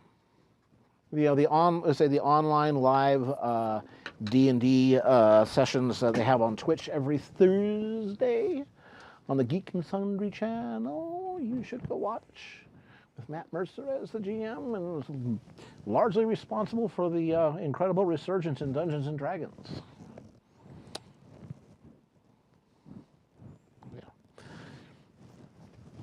Webster, they have it available as in podcast form, so you can just download it and listen to it in the background and all. And again, it's a bunch of voice actors playing D&D, and oh, they get over the top. I'm telling you, that is just so funny. They recently started a new campaign. The previous one ran for like 115 sessions, each of which was about 4 hours. So it's again a lot of stuff there. But they just started, a new campaign, new characters, etc. And they did episode 6 last Thursday. So if you're gonna get into it, it'd be a great time. It's early on. Yeah. So Critical Role is great fun. Great fun. Particularly in this particular one, the best character. Would you say Jester or not? Ooh, Jester is pretty good. Jester the tiefling, oh, you have one eyeball out, you got the other one left. Don't be such a baby. Mm-hmm. Yeah, so she's just so funny. And of course, not. Mm-hmm. Not's pretty good. The kleptomaniac. Goblin. Yes. You could steal it. No, it's great stuff. Now, there's so many, good voice acting jobs. Yeah, and again, great DMing. Yeah. Say, Nazumi, you aren't the only one. Archery was my thing during PE. Well, Mr. Barron here basically hustled other archers, into shooting for 20s. College. During college, and helped pay for his education that way. Yep. So yeah, but Barron was a very good archer. Good enough to separate people from their cash. And I think I still may hold my college record for score for a semester. Yeah. So basically a maximum of 60 points for an end, and my average for one semester was 60. you didn't miss. I didn't miss the center circle. Yep. I didn't miss the center circle. Yep. That was at 30 yards. So yeah. That's what we did our qualification testing on. Yep. Which is pretty close, actually. Get out to 40 or 50. Okay, yeah, we're not shooting 60 every time. Start shooting York rounds where we're shooting at 70 or 80, and then things get a lot more entertaining. Get at 100 yards, and that's when you really start separating the men from the boys. Just use the old cliche as far as being able to hit anything. Yeah. They did not show her cutie mark off very well. I had to go find references in the comics to. Yeah, no, archery during PE. Actually, that was offered back when I was in high school, but that was in I'm class of '80, so it's been a few years since then, and like I said, there's just no way. There's no way they would. I remember when we did javelin and track and field. Not going to do that anymore. Javelin catching. That's my favorite event. Yeah. But yeah, Rainbows, nobody's topped it because basically what Barron's describing is a perfect score throughout the season. Yeah. Basically, you can match it, but you can't beat it. Well, the only way you can match it, there was one way you could beat it technically. That's not true. Counting X rings. Oh well, no, shoot more ends. Then your score would have a higher overall score for the semester because your total aggregate points would be greater than what I shot. That's entirely possible. Yep. So I mean, it's gonna fall someday. It's like, hey. Yep. But yeah, I paid for a fair bit of my schooling through basically back room and warehouses and stuff like that in the evening. Yep. Yep. Too soon, generic. Too soon. Now. Yeah, way too soon. Yeah. But it was of course in my high school, we had the state championship swim team. Mm-hmm. And they pretty much were allowed to get away with anything that didn't escalate to the point of involving cops, So I had no love for the jocks, Yeah. I was in the fencing club. Yeah. Well, see, fencing was something I did back at junior college. Mm-hmm. Now, I graduated high school at 16 because I wanted to get the hell out of there. But I went down to San Joaquin Delta College, also known as University next to Gemco, before Gemco was Target. Yeah. But they had a fencing team, and I had a blast in there. Now, Carrie went Barrett and Stream. And my last stream. But who was the best? MLP secondary character waifu. Oh, Mighty, do you want to start a fight? Yeah. Well, fights are always entertaining, and I would say, oh, geez. It depends on who you define as a secondary character, but I can think of, Celestia, Yeah. Big Mac, oh, hell. Anybody who says Applejack gets kicked in the ass. Yeah, Octavia is interesting. I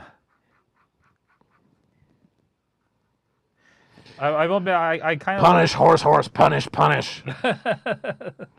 Oh, Pinky, oh, but you have thin ice, man, thin ice. Maybe it's harsh winning. Okay, there's. Yeah. Yes, rather. Well, I've actually learned to like the character a bit more. I have more appreciation. Okay, yeah, I have some idea what you must have to go through. Okay, let's start getting these feathers in. Well, I've always had an admiring for the character of Celestia. I mean, Yep. And basically, she's like Equestria's mom. Yeah. Sometimes she's full of crap, but you should listen to her anyway. Yeah. You really shouldn't argue with her. Well, Sunset is, say, I don't consider her secondary anymore. not in Equestria Girls. Yeah. Well, she's actually kind of the lead in Yeah. one of the movies, maybe even two. Yeah, and I don't consider Starlight secondary. Yeah. She's got too much of an important role now. I mean, I find Maud very, very amusing, but I don't consider her a waifu. Yeah. Well, Mighty, mostly because there's not enough character there yet.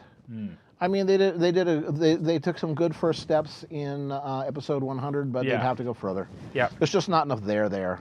I mean, she's a nice character in my Equestria Dreamscape. She's, hardworking. She's pleasant. She's not stupid. She's simple, and she just has really, really bad luck. But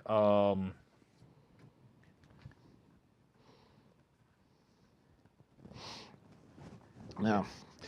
Yeah, and that whole thing. It's like we actually saw in flashback. Where the Apple Lies, I think it was, or something like that. Basically, we saw teenage, Big Mac, back when he wouldn't shut up, and yeah. Can't plow a field with ideas. Yeah, all right, but we saw Derpy with her eyes covered with a bandage. So, okay. Trixie is a mess. I have to agree with DWK on the whole thing. Look, she tried to kill yourself the first time you met her. If you didn't see this coming already, I have no sympathy for you. Yeah, pretty much. It's like, ouch, DWK, but you're right. You're right. Yeah. No, a waifu is akin to a muse. No, waifu. No, that's your waifu is your dream girl. It's a term taken from the anime fans, the weeaboos.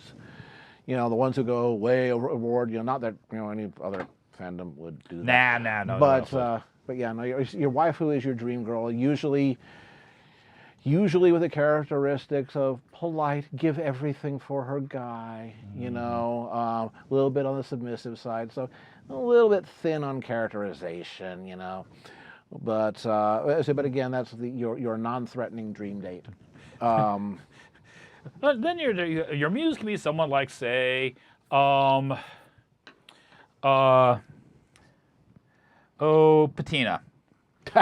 Yes.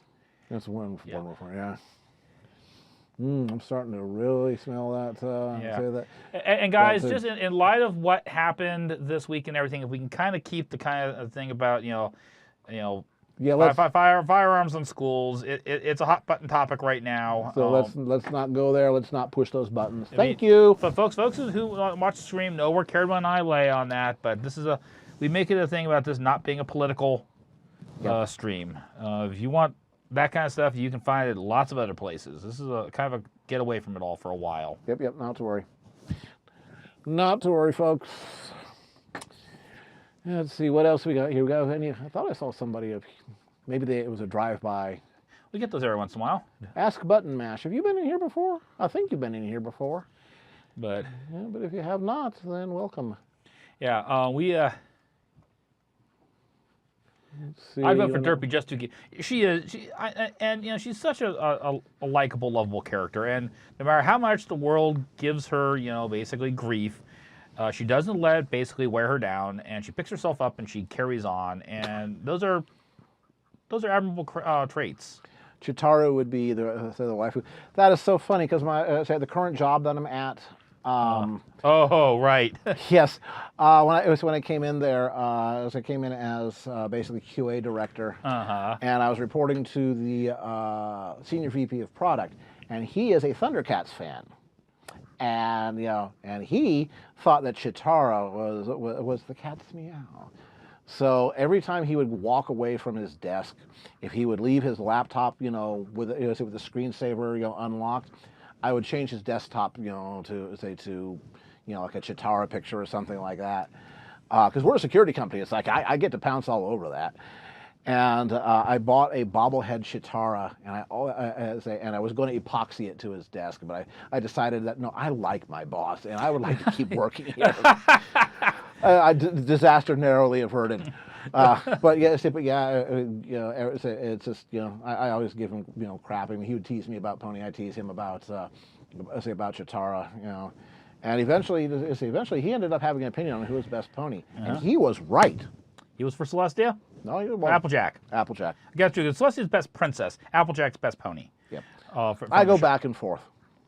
Yeah. And of course, like I say, muses are different. Patina's definitely not, your submissive, No. fawning. But she's many things, but waifu's not on list. Yeah. Yeah. She's a lot of things, but she's she's not. Yeah.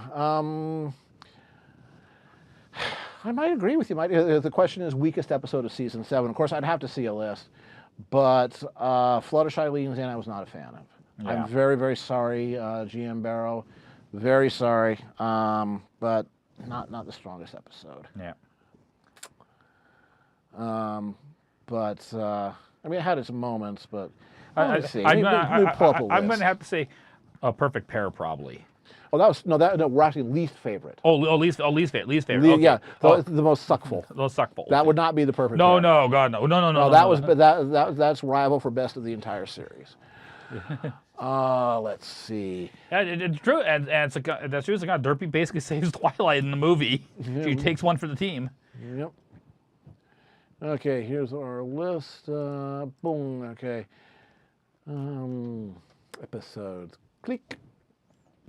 Did you go to the wiki? Well, I went to there's Wikipedia, which has the big ones as opposed to a simple list. So I guess I'll body up. A Flurry of Emotions, Rock Solid Friendship, Fluttershy Leans In, Forever Philly. Not one of my favorites either. Parental Guidance, Hard to Say Anything. Honest Apple, A Royal Problem, Not Asking for Trouble. I liked Royal Problem, so that would not be one. Good. Yeah, Discordant Harmony, that was pretty good. Perfect Pair, Fame and Misfortune, which I was not happy with either. Triple Threat, Campfire Tales, To Change Changeling, Daring Done, Isn't That the Main Thing About You? A Health of Information, Marks and Recreation, not a favorite either. Once Upon a Zeppelin, Secrets and Pies, Uncommon Bond, Shadow Play Parts 1 and 2. If I had to pick one, probably Marks and Recreation, just because it was covering territory that they'd covered before. That was the I don't want a cutie mark episode, and it's like, didn't we cover this back with Starlight a while ago? Yeah, but yeah. The only thing I did like about Marks and Recreation, it wasn't so much about that, but the fact we got to get a little bit more background on Thunder Lane. Yeah, a little bit. Yeah, one of the things I don't like is that they're making everybody a Wonderbolt now. It's like, I thought this was supposed to be the super elite, You know, Yeah, well, it's the same thing with, it's everybody's an alicorn now. yeah. Twilight getting promoted, that's great. Everybody else, nuh-uh. Season 7, though, overall, it was pretty strong. And Yep. again, it had, it had a perfect pair, which for me, I go back and forth between that and Mending Fences as the very best episodes. Yeah, I actually kind of like Campfire Tales because another thing else, it did a good job of setting it harkened back to season 3 and Sleepless in Ponyville, and it set up basically the groundwork for the finale. Yeah, So I actually kind of liked Campfire Tales.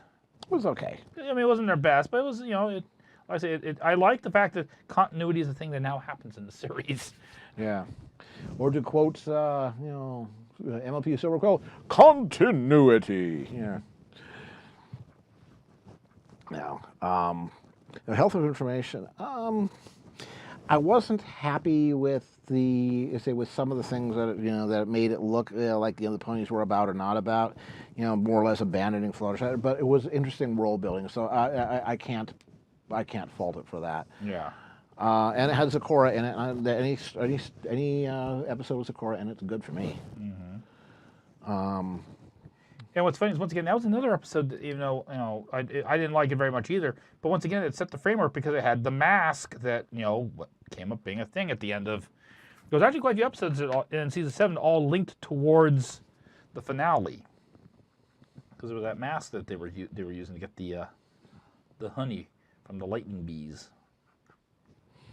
Yeah. Well, again, they were doing the same thing they did with the keys from season 4, was it? Yeah. Mm-hmm. Yep. Season 4 with T-Rex. Yeah, and in that it wasn't it was foreshadowing, but it wasn't foreshadowing that had been called out in advance. No.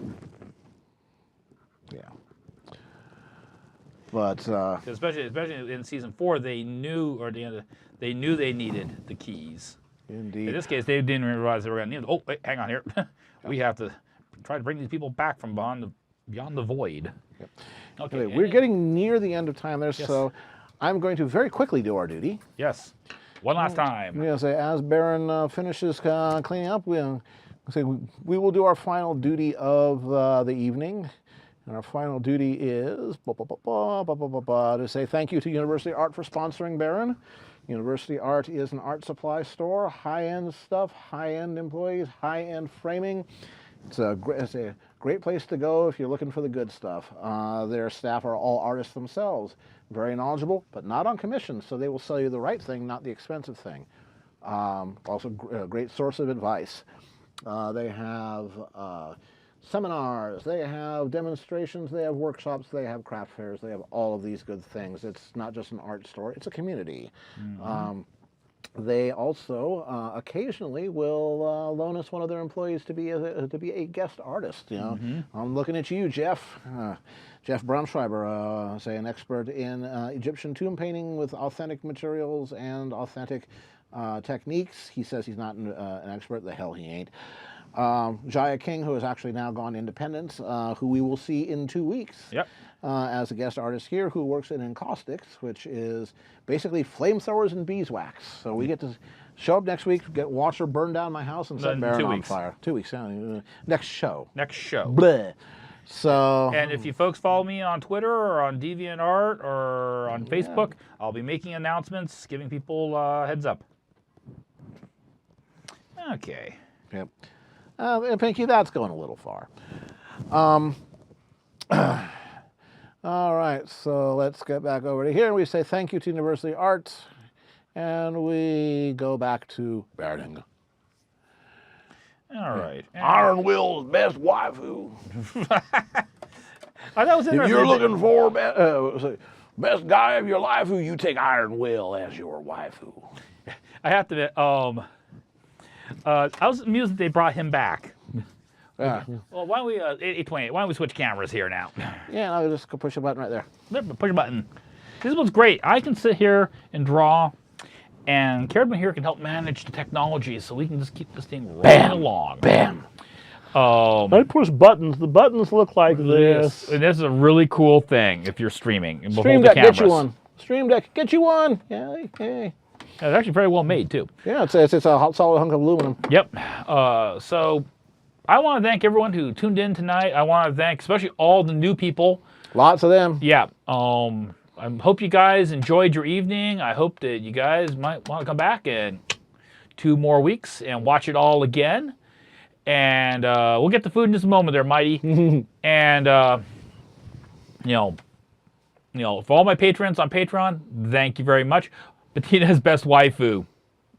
She will play at being West Wife. Then it will be your turn. She's best something. Yeah, there you go.